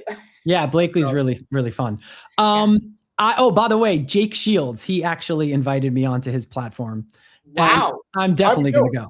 Oh, for sure. Listen, I didn't start this to avoid conversation. The whole point of me, I have to get look, I'm going to get my footing on how to do live conversations. I have to figure all that out. But once I figure all that out, the whole point of doing this is to make sure that actually, you know what? I'm going to tell you what's happening on my Instagram account. On my Instagram account, it's very interesting. I get a lot of Arab, Muslim, Persian people who are going down a very bad rabbit hole sometimes of saying, oh my God, I felt like there's no Jews, there's just Zionists. I get that a ton. Then I get a lot of Zionists who have questions. And I like that because that's my point. I want to get more people on our side. And the more people the more Zionists we get converting to just being a Jew or being atheist or being whatever it is that's non-Zionist, I want them on our team because that's the fastest way to not count on politics to help us. That's the quickest way to turn Israel. Okay. Yeah. But then here's the interesting part. I get a significant amount of white supremacists who DM me about questioning the Holocaust, saying you seem like a guy that I could talk to. And I'm like, great, but let's have a real conversation, because if we're going to talk about your ideology, I want you to listen to my ideology. And I feel like I'm getting people out of that rabbit hole. So if I can go on Jake's podcast, I'm down because I think it's going to be helpful. So yeah. And therein is the problem, because we are very grateful to have a very cordial relationship with Norm Finkelstein. And he has said time and again, was there an exaggeration about how many Jews were killed in the Holocaust? Of course there was, but by several 100,000, not like, oh, we said 6 million, but it was only 60,000 that was killed. It was like, no, it was between 5.2 and 5.4 million. And they say it was 6. Okay, whatever. To suggest that that's still not a Holocaust is to suggest that there isn't a genocide going on right now with the Palestinians. Exactly. Same thing. So I agree. It's the same way. Jen, I agree. final thoughts? Final thoughts? That sounds so permanent. No, we're going to hang out sometime. We'll see each other. Where are you based? I'm in Brooklyn, but I come to Florida pretty often, actually, to see my parents. I'm not there anymore. Peter's in the Panhandle. I have moved. I am now in northwest Georgia, actually in Marjorie Taylor Greene's former district. Ooh, interesting. It's having a very good election going right now up here. It is interesting. Well, how do you like Georgia? I like it up here a lot. I really do. I can't be in Florida anymore. I can't. I mean, I don't blame you. There's just too many Zios. First of all, I like seasons. I like rural. I like where I live right now, where this place I'm staying, it's very rural. Like it's rural. I had to we went for a walk to the mailbox. Like that was a hike up the driveway. How far from Atlanta are you? Like how far? No, I'm where I am now is about 2 hours from Atlanta. Nice, but where the house that I am hopefully going to buy is closer to an hour and a half from Atlanta, and which I like because my older lives in Atlanta, so I get to see my boy more. But yeah. Oh, that's good. Are you like towards Alabama? Is that where? I'm near Chattanooga. Chattanooga. Okay. Yeah, actually near the corner of Alabama, Tennessee, and Georgia, where those three states meet, is very close to where I am. Okay, got it. I've sometimes went from Atlanta and then drove to Birmingham, so I know that ride. So that's why I was like, that's my geography.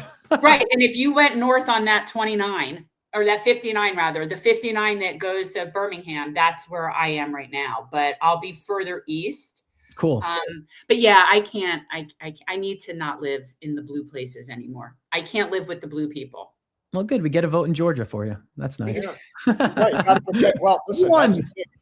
If we're headed for some type of a reset here in the United States, you want to live near people that actually know how to live off the grid. I think that's also probably. And I'm also creating a sort of I'll be the first. I want to grow food. I want to live simple, and I don't want to. When I drive 30 minutes, I want it that I'm going actually 30 minutes. Mm-hmm. So where I live and where I was living in Plantation, I would be 30 minutes in the car to go someplace that's 6 miles away. You know what I'm saying? Like I know exactly. Here, if I drive 30 minutes, I'm going 30 miles. Florida's so much traffic. I didn't. My parents live in West Palm Beach, so. Oh, well, that's closer to where Peter was. Yeah, I hated it. I was a Delray resident for 7 years, and I saw a lot of the, kind of like shifts and all that stuff. But I'll tell you, living up here in the very red part of the state, this was Matt Gates's district. It's great up here. I mean, yeah, it's small town America. It's very, Christian and conservative, but they're very welcoming and accepting. They just have one rule: do not try to change our way of life. That's their one rule. Don't come here. That's why they say, don't California my Texas. There's a reason they say that. It's like, we will accept you. You're welcome. You could be different, but you're going to come here and try to shift all this stuff in another day. No. That's where the line gets drawn. There's a lot more freedom here. Where I'm staying right now is Dade County, which is ironic that it is Dade County because I was actually born in Dade County. But the county where I'm going to be living is Walker, which is right next to Dade. But Dade County in particular, this place is like the Wild West. There's only one incorporated place here. Everything is run by the county and people. It is very live and let live. There is very few, you don't see subdivisions and associations and everybody minds their business. Your business. And Georgia's also very unique in that it has, I think it's 100 counties in Georgia. It's something. Oh, I don't know that. I just know that where I am, it's like zoning is a very different concept here. Oh, definitely. They're not in your business. You can do whatever you want on your property. Well, I'll tell you, the other big That makes issue, sense.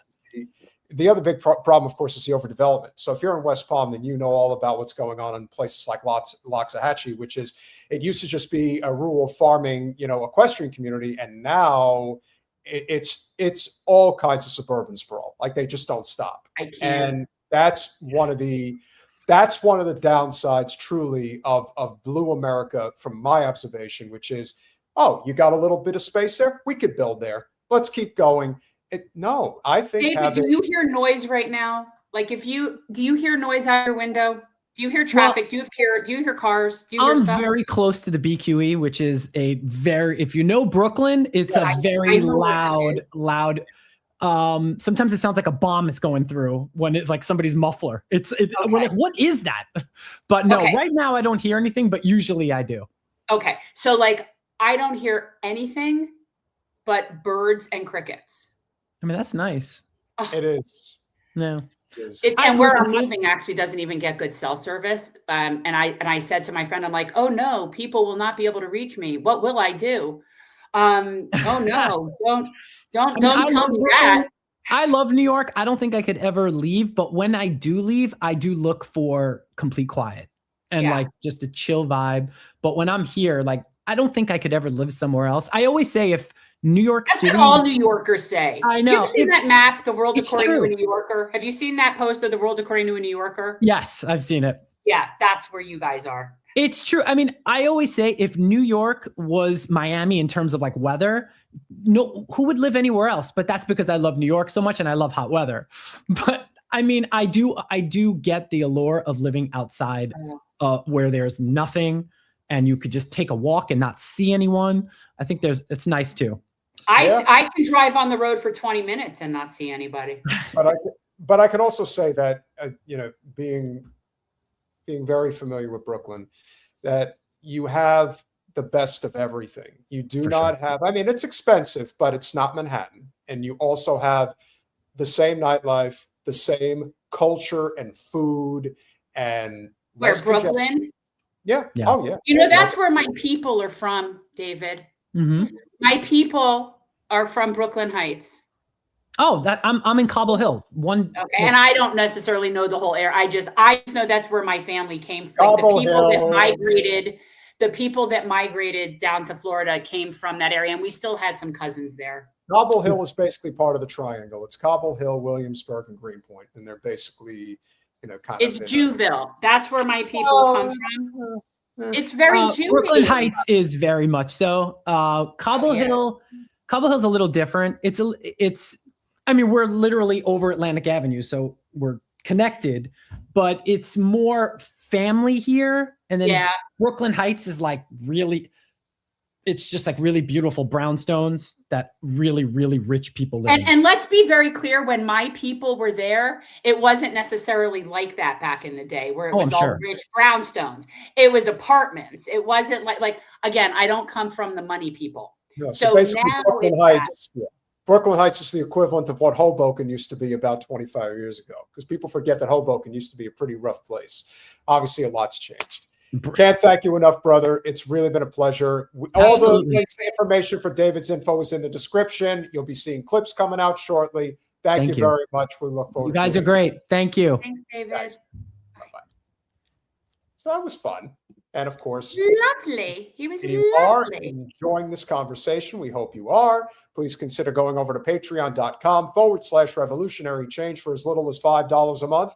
You can become a supporter of our small but mighty and still growing yet suppressed channel. So we appreciate all your help. Big shout out to Deepest Vermilion becoming a YouTube member. Thank you so very, very much. You know what vermilion is, right? I don't. It's red, I believe. I believe vermilion. Red, I think you are right about that. I think vermilion is a shade of red. I'm pretty sure. Speaking of red, and a very deep shade of red, Toronto law with the $139.99 Canadian A. Oh, it's green. Vermilion is a shade of green. Sorry. Shade of green. Yeah, but what type of shade? Sorry, people.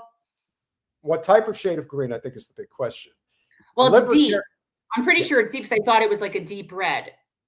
Libertarian Social Dem with, well, hey, listen, it's one of our primary colors, so it works out. Libertarian Social Dem with the 199. Please Irene is saying it's red. All of you people, figure it out and get back to me. Can I, please? Yes, sorry. Libertarian Social Dem with the 199. Please get on mic. Will new pro ASAPAC GOP for FL11. I'm happy to have Mike swing by. Why not? Anybody who's fighting the good fight definitely deserves credit. Jim Talib with the $5 super sticker. Always a pleasure, my friend. Citizen Pendejo with the 50 pesos in a win for the anti-Zio army. The AstroTurfed Spy Gatriots, that's a good one, got pushed around. The only anti-Semitism I saw was May getting sacked 7 times. He definitely got his ass kicked. There's no question about it. We're going to get to that. Okay, David Hunter, you see, you got me in trouble with everyone else. It's red. We're coming to the final answer. Final answer. Red. Based on the chat, red, vermilion is red. Is red. And Travers, I swear, stop messing with me. Well, listen, apparently the color red is a very popular color tonight. And Toronto Law is feeling doubly devoted to our channel and generous, doubly generous.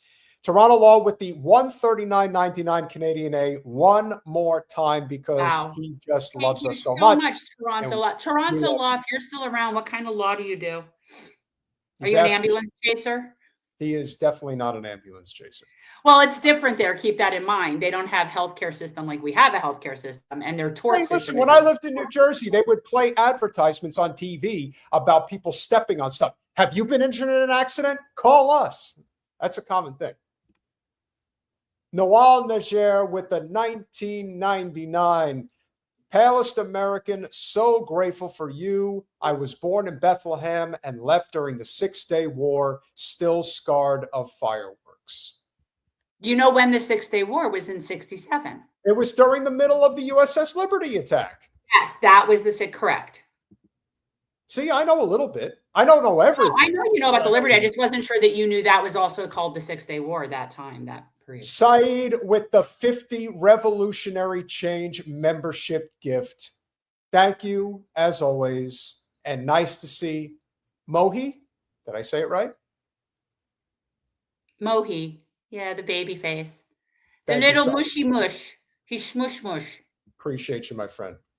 Soon Heaven with the $2. Saw the video with Dr. Shiva. Invite him back.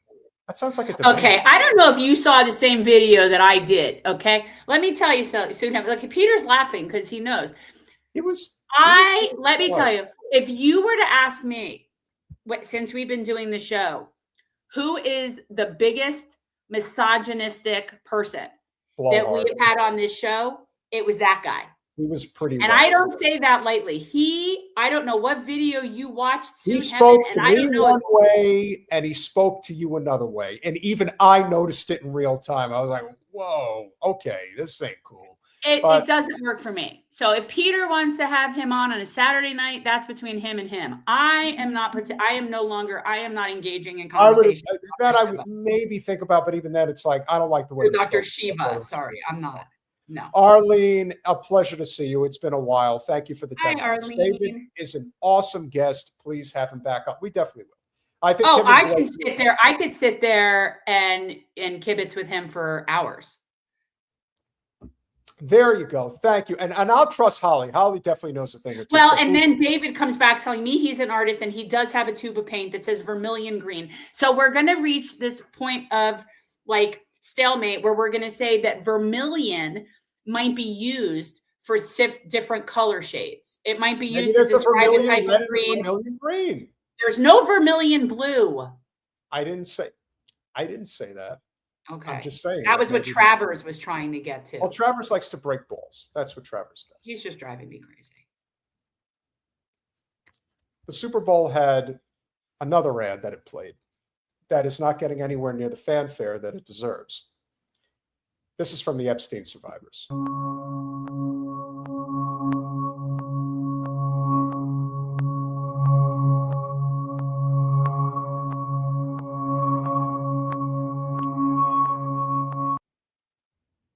See that? 3 million files still not released. This is not over by any stretch. And the idea that the deputy attorney general comes out and says there will be no prosecutions, why do you think we're heading for revolution? And I'm sure that apparently, wait a second. I have to at least, I'm sorry, we'll get back to this, but apparently in the chat, they're referencing that Dr. Shiva went on with Sabby and it didn't end well and she had to cut him off.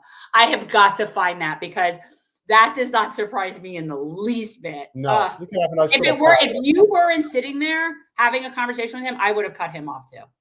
Yeah.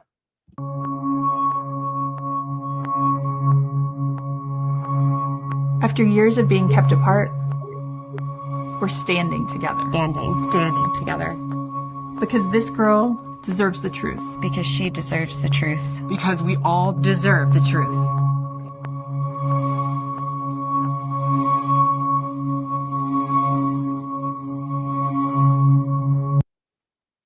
Yes. The problem is that Pam Bondi doesn't, she's not an independent actor. No, I think she comes from the same camp as Erika Kirk and all the rest of these women that come up through these grooming, like trafficking type rings. I do. So I think she's just one of them. And so why is this such a big problem? Why can They're we pod not? people. They're like pod people. And we cannot let the story die. And again, it's not getting anywhere near the attention that it deserves. We're going to get to the story that was getting the attention. But the reason that this is such a big deal is because evidently now more and more stories are coming out against these sleazebags that we were not fully aware of. Probably always suspected as much, but now we know for absolute certainty that that is the case. And of course, Quentin Tarantino, who I think we all suspected was always a sleazebag, aside from the fetishes that he has. But the fact that he married an Israeli and moved to Israel, apparently there's more to it than that. Quentin Tarantino on Roman Polanski fleeing the U.S. after raping, how about ass raping a child? She was down with it. I don't believe that's rape. I mean, not at 13, not for these 13-year-old party girls. Tarantino now lives in... Tarantino just said that a 13-year-old girl was down with it. Down for ass rape. Oh, yeah, absolutely. But he's a father, too, which is so, like... I don't. Just can't. Tarantino now lives in Israel, where he does photo opportunities with the IOF. Yeah. He loves those guys. Oh, yes. Oh, absolutely. I will never support another Tarantino movie. I do find, I have liked his work in the past. I do think his movies are quite good. It now makes sense to me about Once Upon a Time in Hollywood, how he was essentially recreating a better narrative for his pedo friend Polanski. Well, yeah. Not only that, but you also have to remember this is not to take anything away from him. And I have not seen. There's a lot of Tarantino's work that I haven't seen. I haven't seen The Hateful Eight. I have not seen Django Unchained. I have not seen this Once Upon a Time in Hollywood. It was good, and so was Django Unchained. It was also really good. I haven't seen Inglourious Bastards. I have no doubt also good. That a lot of these movies are good. I am obviously of the old school. Reservoir Dogs, Pulp Fiction, also good. Jackie Brown, and From Dusk Till Dawn. And From Dusk Till Dawn is a fantastic movie, which he co-did with Robert Rodriguez. That's what gave George Clooney a career outside of ER. And I also think that sometimes these people are incredibly gifted at what they do. Roman Polanski made one of the greatest films of all time in Chinatown. He's also made a lot of other projects that were exceptionally popular, like Rosemary's Baby. That doesn't change the fact that he is a rapist, a child rapist. And I don't want to hear nothing about the fact that she had boobs and hair on her vagina. She's a child. He just said she was down with it. Down with it. 13. Down with it. Hey, Quentin, I want to get down. Well, I don't personally, but what if a guy says he wants to get down with your, does he have a daughter? I don't know. I'm so grossed out. Can we facilitate this so I'm not looking at these pedos? Well, it's going to get worse because here's an audio recording of what he had to say. 13 years. It was statutory rape. Yeah, all right. All right. Well, that's not quite the same thing. You know, he had sex with a minor. All right, that's not rape. To me, when you use the word rape, all right, you're talking about violent, throwing them down. It's like one of the most violent crimes in the world. You can't throwing the word rape around is like throwing the word racist around. What you mean, like how you use how you say in all of your movies? Sorry, I have to bleep myself out from not saying it in full context, but you get the idea. Can you explain what statutory rape is and why this is not what he's making it out to be? Well, no, I mean, he's correct on the fact that there is a difference between rape and statutory rape. That is true. Yes. And he is correct in that generally when we think of rape, we do think of the violent aspect of assault that is included when you rape someone. Like we think of that as a violent assault. However, that's not the only case. Rape is having sexual relations with someone who is unable to give consent. They haven't consented. It doesn't have to be violent. For example, Bill Cosby raped inordinate amounts of women, and I don't know that was necessarily always violent. If you drug someone and they're unconscious, you're not being violent. You're still raping them. So in the case of a 13-year-old, we as a civilization, at least as far as now goes, have decided that a 13-year-old is incapable of consent. Therefore, sexual relations with a 13-year-old by someone who is above 17 years old is statutory rape. Now, if a 14-year-old and a 13-year-old are screwing around, we don't love that, right? But it's not rape. So This is the thing. It's when a consenting person has relations with a non-consenting person can be rape, even when it's not violent. And he knows that. He knows that. But here's the other part of this story that isn't being addressed here. Do people forget that Polanski gave this child, Quaaludes? Do they not understand that she was drugged? And so she was down. So that's why she was down with acid. Why? Yes. Because she had a downer in her system. But talk about Freudian slip of language. She was down. Oh, she was down, all right. She was down for the count, is what happened. This is the same as the Bill Cosby thing, actually. Except for the fact that she also was 13 versus Bill Cosby, as far as we know, did it to adult age women. But if you're unconscious, you're not able to consent, even if you are of age. So the fact that she was unconscious and 13, it's like two strikes. But either one of those alone is considered statutory rape. So and he knows this. And now you understand why the Epstein story is such a big deal, because remember, it's not just clandestine blackmail. There are also ready, willing, and able participants who want to be a part of these protected sex rings so they can live out their perverted and criminal fantasies, make them reality. You can tell that Tarantino's a freak. That's not a And I don't mind. Wait a minute. First of all, back up. Let's not criticize freakiness, okay? There are a lot of freaky people. A lot of artists are freaky. I don't mind freaky. Freaky is not the problem, okay? So the problem is that he condones rape. That's the problem. So we got to stick with that. Him being freaky, there's a lot of freaky art people. Doesn't mean that they're rape apologists. Yes, but what is rape, if you follow? It's such a strong word, as he points out. But he's got a little more to say. All right, it just doesn't apply to everything that people use it for. All right, he was guilty of having sex with a minor. All right, that she didn't want to have. No, that was not the case at all. She wanted to have it. Well, and dated the guy. Okay.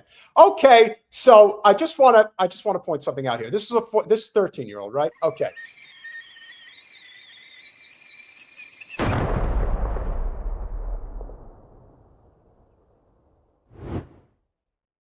I'm sorry, continue. This girl was 13 years old. Roman Polanski was 44 years old. 44. So she's down with that. Here's the thing, and this is what I want to be very clear. So I was also at one point 13, yes, many, many years ago. And many years ago. And we definitely felt like we were down for stuff. We were down with it. We thought we knew everything. Anywhere from 13 to 17, I would have told you I was down with it. I'm good. I would have felt cool. I'm good. Does that make it okay? No, it doesn't. Still rape, still a non-consenting person. So you don't get to have consent when you're not legally able to give consent. First of all, the fact that Robin Quivers tells him that she was raped, and the way he violently reacts to that, saying no shit. We'll play it one more time just so you can hear his. And to whoever in the chat is saying Pam Bondi is gay, I don't see how that's relevant to my statement about that she grew up and groomed in this thing. Do you think that all the women that were abused in this Epstein ring are just all straight women? No. Or all the men are just straight? That's not how this works. They don't care if the person that they're raping would naturally be inclined to be with men. Like, does that seem like that comes through these people's minds? Sounds pretty stupid to me. He was guilty of having sex with a minor. All right. That she didn't want to have. No, that was not the case at all. To react like that is telling on yourself. Meaning that there's stuff in his closet that hasn't been fully revealed yet. And shame on Robin Quivers for entertaining this conversation like that. Well, that's not really her call. What? That's not really her call. That's Howard Stern's call. No, she's engaging in no, not to have him on, but that he said that, and that was her response. That she didn't respond back. Well, at 13, you can't be down with it because it's illegal, right? Like, she's not even engaging in a rational conversation with him. She's just allowing him to spew pedo bullshit. He wanted to have it. And dated the guy, and she was 13 and found out. Well, and by the way, we're talking about America's morals. We're not talking about the morals in Europe and everything. Look, she was down with it. Oh, you're crazy. And she's talked about it. She's talked about it. Oh, now she's an adult. So crazy. I don't believe this, right? I mean, not at 13. Not for these 13-year-old party girls out there. Oh my. Really? Now, why would a guy say something like that? I'll tell you why. Because he has raped women. He's done it himself. 100%. That's why. You wouldn't say that if it wasn't something that was so comfortable to you. So he clearly is a rape apologist and potentially a rapist. Yeah. Because I don't care if a 13-year-old says they're down. I could have been a 13-year-old that might have said that. You don't get to make that choice at 13. That's the whole point. No. And there again, I'm disgusted. Yeah. Lila's here. It's again, yeah. There is, for somebody, friend of the show, who is been in the entertainment world, who may have even run into Tarantino before. It's like, yeah, this is how they think. They think I'm untouchable. I could do whatever the hell I want. I can bang a 13-year-old, whether she wants it or not, and I can get away with it. But again, let's go back to the fact that, let's say hypothetically, that she wasn't 13. We still have the fact that he drugged her. Yeah. See, that's the problem, right? Like, even if we were willing to overlook the fact that she's a child, which we're not, he still raped her. The fact that afterwards she said she was okay with it still doesn't take it back that it was rape. Right? A rape victim can say and change their mind, and often do, based on threats or fuzzy memory or whatever it is. Right. Doesn't change the fact that they were raped just because afterwards they might say they were okay with it. If they weren't okay with it and conscious at the time, they don't even get to change their mind after the fact and say, yeah, it was okay. Still rape. Still rape. Listen, because that person intended to have sex with someone unable to give consent, which means at that moment, that's rape. It can't be undone. That's not how this works. I'm infuriated by that. I'm afraid you're asking for too much. Many years ago, I was on a boat with Robert Wagner and Natalie Wood, and many stories today persist. What happened? What did I do? What didn't I do? Was I doing Natalie Wood? Was I doing Robert Wagner? Was I doing both? I don't remember. That's the story I told then. I'm telling it now, and I'm never changing it. Wow. Can you believe it? I'm so just like, I knew Tarantino was weird. And again, I am all about the weird. I am good with the weird. I'm good with the freaky. I love artsy, freaky people. I'm all good with that. This is not that. No. This is not that. Creepy, freaky, because maybe it's consenting people. So then fine, whatever your weird shit is, you're king. I'm not going to kink shame anybody. But this, I just can't. This is why the story, it's a whole different universe. But this is what brings the whole story together. And leave it to the best federal representative we have on Capitol Hill right now to explain why. When we look back at the Epstein scandal, it's going to be bigger than Watergate. It's going to be bigger than Iran-Contra. And here's why. It spans 4 administrations. It's deeper than any political thing on the surface. Here we have what seems to be almost an infinite number of people involved with Jeffrey Epstein.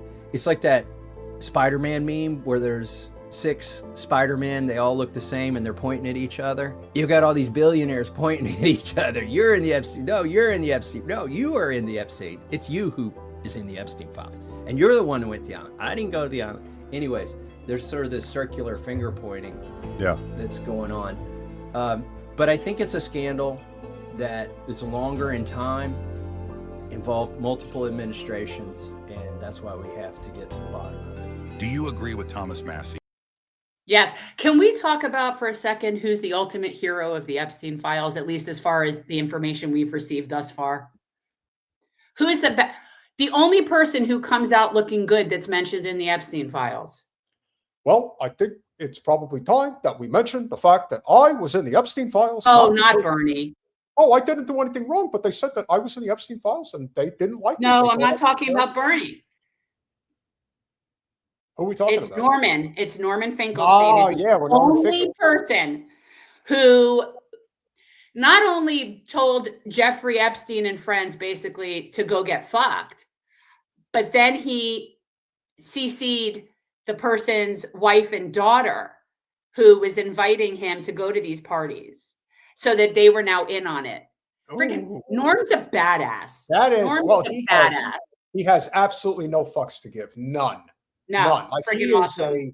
he is a completely whatever will be type guy.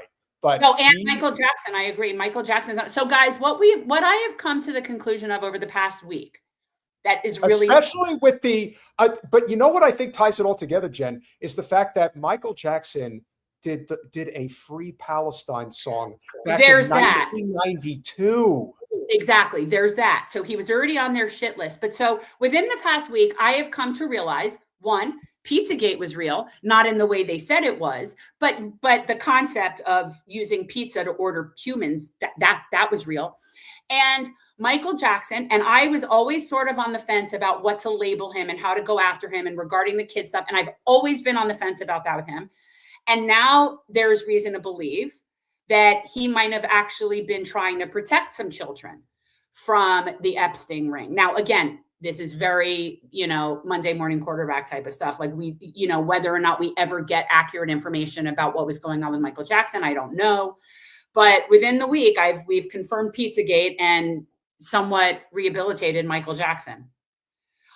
Michael Jackson very well could have been, but he also, we could say that the industry kills somebody when they're in such a way that they can't exist without the drugs that he was on. And he was being drugged. He had that physician that was living there that was essentially giving him propofol, and he was living on a propofol trip. Now, as much as I admire that, because I got to tell you, that shit is my favorite stuff. Like I think I'm the only person that looks forward to a colonoscopy. So like, I actually get the desire for the propofol. That I get. Makes perfect sense to me. So when you ask if he was killed, I mean, did they end up killing him just from all that he was just such a mess? Maybe. But I think that he was an accidental. I do think that Michael Jackson was an accidental overdose based on the fact that he was sleeping with propofol. And again, no judgment. So I'm just saying, yeah, a doctor injected him, but it was his doctor. So I don't think it was, I don't think he was intentionally murdered by this doctor. I don't think that. And he might have been. Look, nothing would shock me, but I don't think that. I think he was just very used to and addicted to the use of propofol, and that it was just too much. Yeah, and I'm not aware of that many, but again, I'm not surprised. I would say that story. Yeah, none of that stuff surprises me. Exactly. No. So they were using pizza terminology regarding that. But then the original Pizzagate story, that it was like Hillary Clinton and it was a particular pizza place and they were drinking children's blood. And it was like this concept taken to such a straw man level that I think that's what, when I heard Pizzagate, that's what was sort of implied, was that ridiculous nonsense, which I never agreed. And do I think Hillary Clinton knew about this, what was going on in Epstein's Island? 1,000%. 1,000%. There is no universe wherein Hillary Clinton did not know that there was trafficking going on and that there were young girls involved. Not a universe. Sorry, not a universe. Won't believe it. And granted, you can't prove that, but there's no universe where I would believe that she didn't know. At the end of the day, and as we conclude for the evening, there is no question that there are these other organizations that we've mentioned, the most obvious, of course, being Turning Point USA. And they decided to go front and center during the Super Bowl of all events. And why were they willing to do that? Why were they deciding that this was a necessity during the halftime show? Well, as you know, Bad Bunny had himself quite the performance. It was entirely in Spanish. And that, of course, offended a handful of people. So Turning Point USA launches its rival Super Bowl halftime show. Jen, what would possess somebody to want to launch a rival halftime show during the Super Bowl? First of all, who the fuck is turning the channel anyway? Well, I would say that this is extremely white supremacist people. And they're also extremely ignorant. It's hilarious. Like they actually, and again, I didn't know who Bad Bunny was before he was announced as this. I didn't watch the Super Bowl. I didn't see the halftime show. I've still not seen Bad Bunny. But what I know is that he's Puerto Rican. Okay. So, right. So hello to people. Puerto Rico is actually part of this country. Now, they don't get to vote, because we treat them like DC residents where they pay taxes, but they don't get to vote. So they're screwed, but they're still part of us. So the fact that these white supremacist, ignorant fucks don't realize that this is an American person, I think that set them off, because at the end of the day, that's what we have here is some serious supremacy. So there's that. Yes, he's Puerto Rican. Get all Puerto Rican with that hair. And again, I don't know anything about Bad Bunny. You know, like you could tell me his name was Good Rabbit. I don't care. But they felt the need to have something that was Americana, because I guess Puerto Rican isn't American enough for them, right? Even though ironically, the Mexican people that speak Spanish that were here are actually more American than the white people that came here after them. But that's why they have to have their own show. Because they can't have their Super Bowl ruined by a non-American Spanish-speaking person. They can't have that. The event featured artists Kid Rock, Brantley Gilbert, Lee Brice, and Gabby Barrett, aiming to celebrate faith, family, and freedom across multiple right-leaning platforms. Erika Kirk, CEO of Turning Point USA, frames the show as honoring her late husband, Charlie Kirk's mission to engage culture and offer conservative programming. Well, here's the thing. If that's what you were planning on doing, no, what you were actually saying is what they're doing over there, we don't like that. So we're just going to do something completely different. Doesn't that go completely against what apparently Charlie Kirk stood for? I mean, I'm only using their own words. I'm not trying to hurt them in any way. Here's what I think what would be really great. I think that the Turning Point USA people, spearheaded by Erika Kirk, I think that them and all their people should go live on Epstein's Island.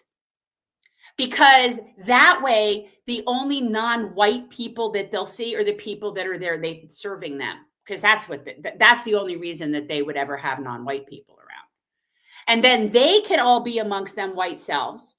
and we don't have to have them around us. Turnabout fair play, I would say. That's what you get. This is as the nation enjoyed a new kind of halftime rivalry took shape, not on the football field, but on television screens. The live stream event was a direct alternative to the NFL's official halftime performance, headlined by Puerto Rican superstar Bad Bunny. And of course, they did this across YouTube and Rumble, to right-leaning networks, The Daily Wire, Little Ben, TBN, OAN, and Real America's Voice. But here's the thing. They didn't have Lady Gaga. Now, again, I didn't watch it, but I do know that he had Ricky Martin, who, as somebody who grew up in the 80s, yay, Ricky Martin. He was adorable. Ricky's cool. And yeah, he looks great. But Lady Gaga, that's some talent, man. That's some talent. So let's look who they had over. I don't know Bad Bunny, so I can't say. He might be brilliant. I don't know. But I know that Lady Gaga is exceptionally talented. So who did they have over at their talent performance? Who did they have? I'll show you a good example in a minute. For Erika Kirk, CEO of Turning Point USA and widow, apparently, of the organization's late supposed founder, Charlie Kirk, this event carries deep personal significance. Charlie Kirk was assassinated, allegedly, in September of 2025 at the age of 31. Erika describes the All-American halftime show as an extension of her late husband's mission to engage with the culture and create programming that resonates across generations. Again, you did this as a response to someone of a different culture and language, which is very prominent in the United States, including the states of California, Texas, and Florida, where the official language forever is Spanish. But of course, you believe in manifest destiny. And that's not cool. So if you're going to say it right. It's powerful because what Charlie always loved and knew is that he wanted to be in the forefront of the culture war. Oh, so it's a culture war now. Yeah, that makes sense. I agree. So David, apparently, nobody's Super Bowl show, no halftime show is going to compare to Prince. Prince was the shit. That was the best halftime show. That's the best. The fact that he did Purple Rain in the rain, it was too good. It was glorious. Absolutely. So, in conclusion, the choice was sparked by a wave of criticism from conservative pundits and even former president, now president, Donald Trump, who questioned Bad Bunny's popularity and suitability for the event. According to the USA Today, Bad Bunny was the most streamed artist globally in 2025, and his latest album made history by becoming the first Spanish-language record to win Album of the Year at the Grammys just a week ago. So that had to have pissed off some people. And there's one more kicker. The halftime show of Bad Bunny produced 135 million viewers at its peak. That is the highest viewing for a halftime show in the history of the NFL. Really? Yes. So then that just all right. But is it also something that goes increasingly up? So was it up higher last year than the year before? Well, Kendrick Lamar's was, yes, but that's tops. So this guy was higher than that one? Oh, yeah. Mm-hmm. Okay. Pretty impressive. But this is who they put up there in response. Actual Kid Rock lyrics. Young ladies, I like them underage. See, some say that's statutory, but I say it's mandatory. I'm disgusted. Why would somebody put that in? Why is that language that you think is necessary? There's no joking about that. It's just gross. It's just gross. So what's Kid Rock hiding, I think, is the question. Besides the fact that he grew up in a very wealthy upbringing. Because he's really down with the cause, you know what I'm saying? Very much so. Here's what happened to Mr. Kid Rock at the event last night.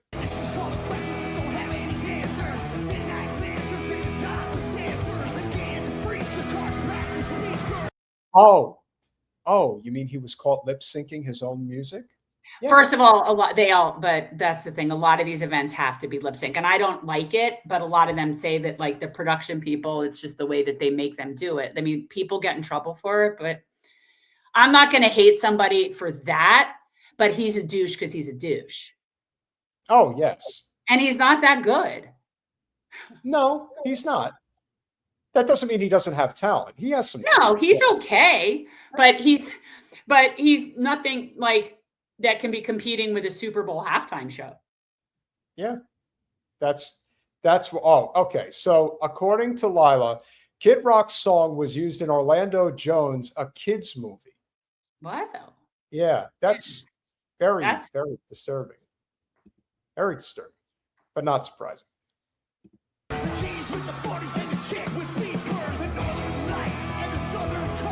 It's so bad.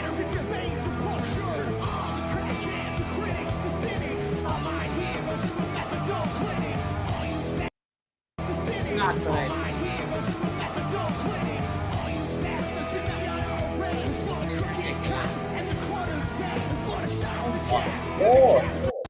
This is terrible. Yeah, that's not good. Take that down. That's shit. I do not like that. That's not for me. Yeah, I mean, listen, if you're going to get caught lip syncing, don't get caught Milli Vanilli style where words are coming out and you're just there not saying anything. Probably doesn't even remember his own lyrics. Yeah, I agree. No, I understand people saying it's bad to lip sync an event sold as live. I know that. And I don't know the nature of this event, but I do know that in things where like people sing the national anthem and there's certain stuff that it often has to be done ahead of time. And I don't know the details. It has to do with the quality of the sound and the crowd and the thing and I don't know, but I agree. It's false advertising. I agree. I don't agree with it. Yeah, and their event turned out the way that it did, and of course. And I think that the majority of people that watched that weren't even real people. I think it was they paid people just like Ben Shapiro pays viewers. Yeah, no, that was the other thing, and I wasn't able to pull it up, but the other thing that is my understanding that was also a big issue was that apparently they claimed that 5 million people were watching it live as it was happening. No way. But the problem is that there was no chat interaction. And people were asking, well, is this a case of the site just crashing? Or is it really just a question of, well, maybe there really isn't any real people there. These are all just bots appearing to be there. Kind of like, as Ray Mayo said, That's what just like Ben Shapiro does. Or 6 million, as Mehdi is suggesting. Whatever the number is, at the end of the day, there was no proof that there was anybody there. The site crashed. Yeah, sure. I'm sure it was a very small little echo chamber of people. Murdoch says we should watch the entire show. It was very unifying, calling out all the Americas. It was beauty, love over hate. I love that stuff. Kumbaya with Bad Bunny. I love that stuff. Probably wouldn't like the music, but I don't know. I'm kind of, I can't find the clip, but I do want to mention, before we go for the evening, Britney Spears. Now, we're talking about Britney Spears? I didn't know we were talking about Britney Spears. When are you throwing this on me? Just for a second. If anybody doubts that Britney Spears was abused in the worst ways possible, there's video footage of her when she's 10 years old being sexualized. Now, Colin, I could have sworn I sent this clip to you, and I'm pretty sure I did, or maybe I sent it to you, Jen. I want to. It's very telling, like extremely telling. In terms of Britney? Yeah, in terms of what she clearly went through. Of course. A lot of those kids, I think, have shit like this. And then they just sort of like her dad, I think, was like holding her hostage. I think her dad definitely, well, I think the parents in general. Britney married an Iranian, like recently? Like, is she remarried to a that's cool. If she's happy, good for her. I could have sworn I sent it to you, Jen. I don't know if anybody has it. I know I saw it. I don't know why I didn't forward it. I could have sworn that I did. But the language that was used, and it's beyond disturbing. but there's no question that these kids are groomed. And as Lila pointed out, you think about that's unfortunate. You think about all the kids that came up through Nickelodeon, for example, and all those kids programs, and hearing about how they were exploited and abused, and all of this. It really is one nation under blackmail. But let's not forget that a lot of these guys enjoy their behaviors. And whether this is... Can we talk about this? Maybe add subtitles for Super Bowl audience and 95% of people who don't speak Spanish, just for starters, and try not to grab your crotch like you have a gerbil on the loose in your underwear. I'm not averse to the idea of subtitles. I think that would be... I agree. I think that if there was one thing I did not agree with, there should have been subtitles. I think it would be inclusive. I think that would be nice. Yeah. And one could say that, well, every time it's in English, we don't do subtitles. And that's true. That's true. But it is in this country. So I do think it would be nice. And I also think it would be more inclusive and more people wouldn't be turned off.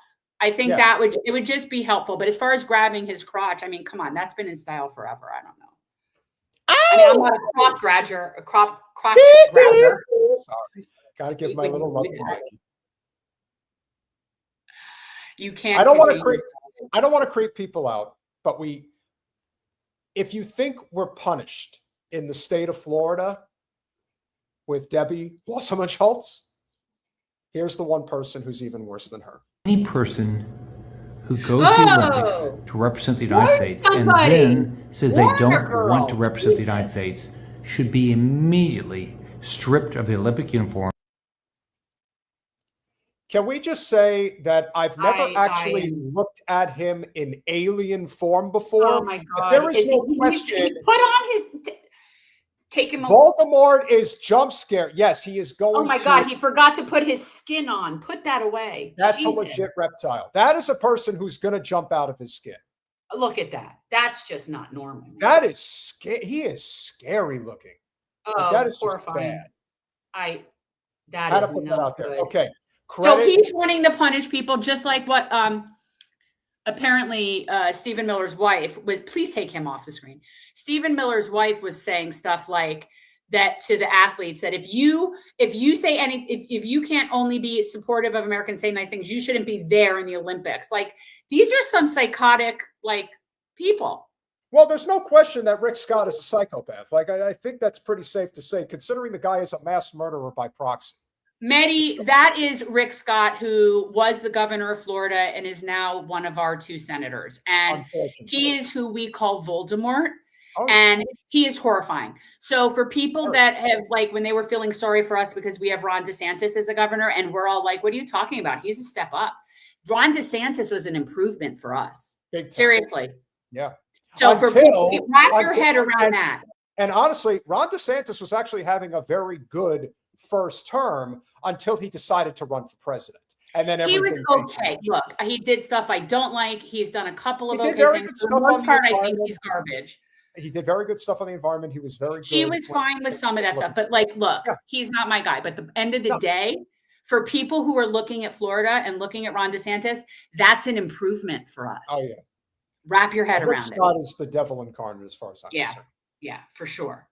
Credit where credit's due to our trusty producer. This is where we conclude this evening. If you want to understand how these kids get groomed, this is Britney Spears. More interesting to adult men than the development of an adolescent female. We are hardwired. Nothing more interesting to adult men than the development of an adolescent female. We are hardwired to recognize that. You have the most adorable, pretty eyes. Do you have a boyfriend? No, sir. How about me? There's a lot of sexual energy that is oozing out of that little girl. She can't possibly manage that kind of sexuality. At the tender age of 10, Britney was already using her budding sexuality to attract an audience. But when the Star Search cameras turned on, Britney was transformed, pouring on a sexy southern charm the judges had never seen in a package so small.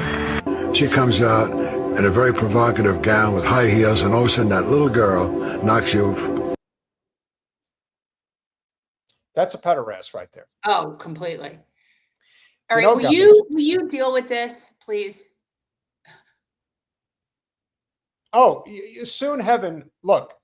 It's not happening. It's not with Jen. Maybe me. But here's the Peter thing. might be able to stomach him again. And if you I did not misunderstand anything. I think you are the one who is misunderstanding him.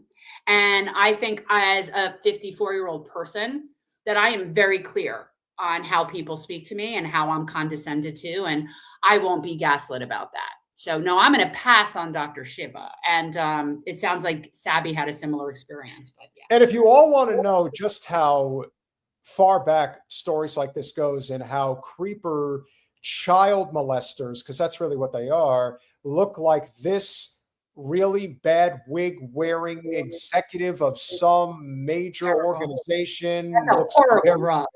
Yeah, it looks very nebbish. That's a good word.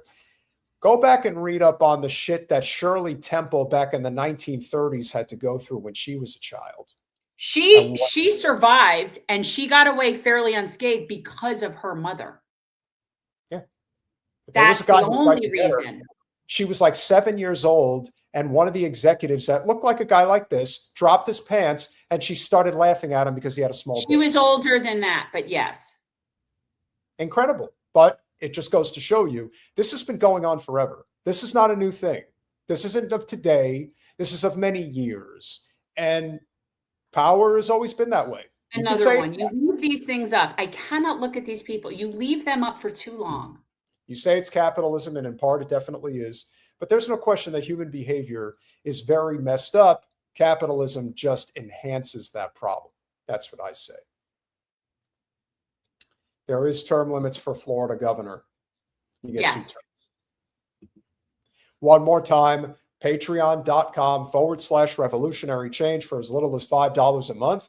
You can become a supporter of our small but mighty and growing channel. We want to thank you all for being here this evening. It's been a great live stream, but we also have to give a big shout out to our final contributors for the evening because we've gotten a few more. And as if we could encourage him to give us more, we don't, but that's his decision. Toronto Law with the $139.99 Canadian A. One more time. Ring Davis Badkay. Is it supposed to say back? Bring Davis back? Bring Davis Bring back. David back, maybe. Bring David back. Bring David back. Oh, yes, absolutely. We will. That might be what it is. Toronto Law, if you're driving and texting, stop doing that. Yes, don't do Why are we I don't want to be translating from that like that. Edward Bobby with the 5 Canadian A. Great show, very informed. We got quite ourselves a Canadian following, don't we? Marvin Vargas. I love my Canuckies. Canuck, absolutely. You guys have health care. We don't. Marvin Vargas with the 199. What about Kraft's anti-Semitic ad? Thoughts? Check out the clip that I dropped earlier today on that. Check it out. It was addressed. It's been addressed. Yesterday. And I see people pointing out that Lady Gaga's a Zionist. That's gross and unfortunate. But that does not negate the fact that she is, in fact, talented. Fuck her. Libertarian Social I agree. 99. Chuck Norris is a big Zio who is not America first. Yes, he is. He's a Christian Zionist. Big time. Gross. And it's not about being American. He's a Texan. Very proud of that. He also made the movie The Delta Force, which is the biggest piece of Israeli propaganda I've ever seen in my life. And I thought as a kid that was a good film. Shows you how propaganda works. Cheetah with the $5 super sticker. Thank you very much. We want to thank you all for your amazing support this evening. This has been a banner night, not just for conversation, but also contribution. So thank you all. We love you all. We appreciate you all. Who do we have coming up on Thursday, Jen? No, but what I was thinking, weren't you supposed to go on with Keaton and Russell? Are you going on is that going next on week? with them on the 22nd, not this upcoming Sunday. It's going to be the following Sunday. I am not sure exactly who we have coming up. Rachel, who do we have coming up on Thursday? Rachel, who do we got for Thursday? Do we have? I'm not entirely sure. Also, I can't see the chat right now, so chat. I'm watching it. I'm watching it. Yeah, I guess we don't have anybody set up already for Thursday. No one yet. So we don't have anybody on Thursday yet. We will. We always come through in the clutch. So we always come through in the clutch. If you enjoyed it, smash that like button, share, subscribe, do all those things we ask you to do. We love you all. We appreciate you all. We will see you Thursday and Free Palestine.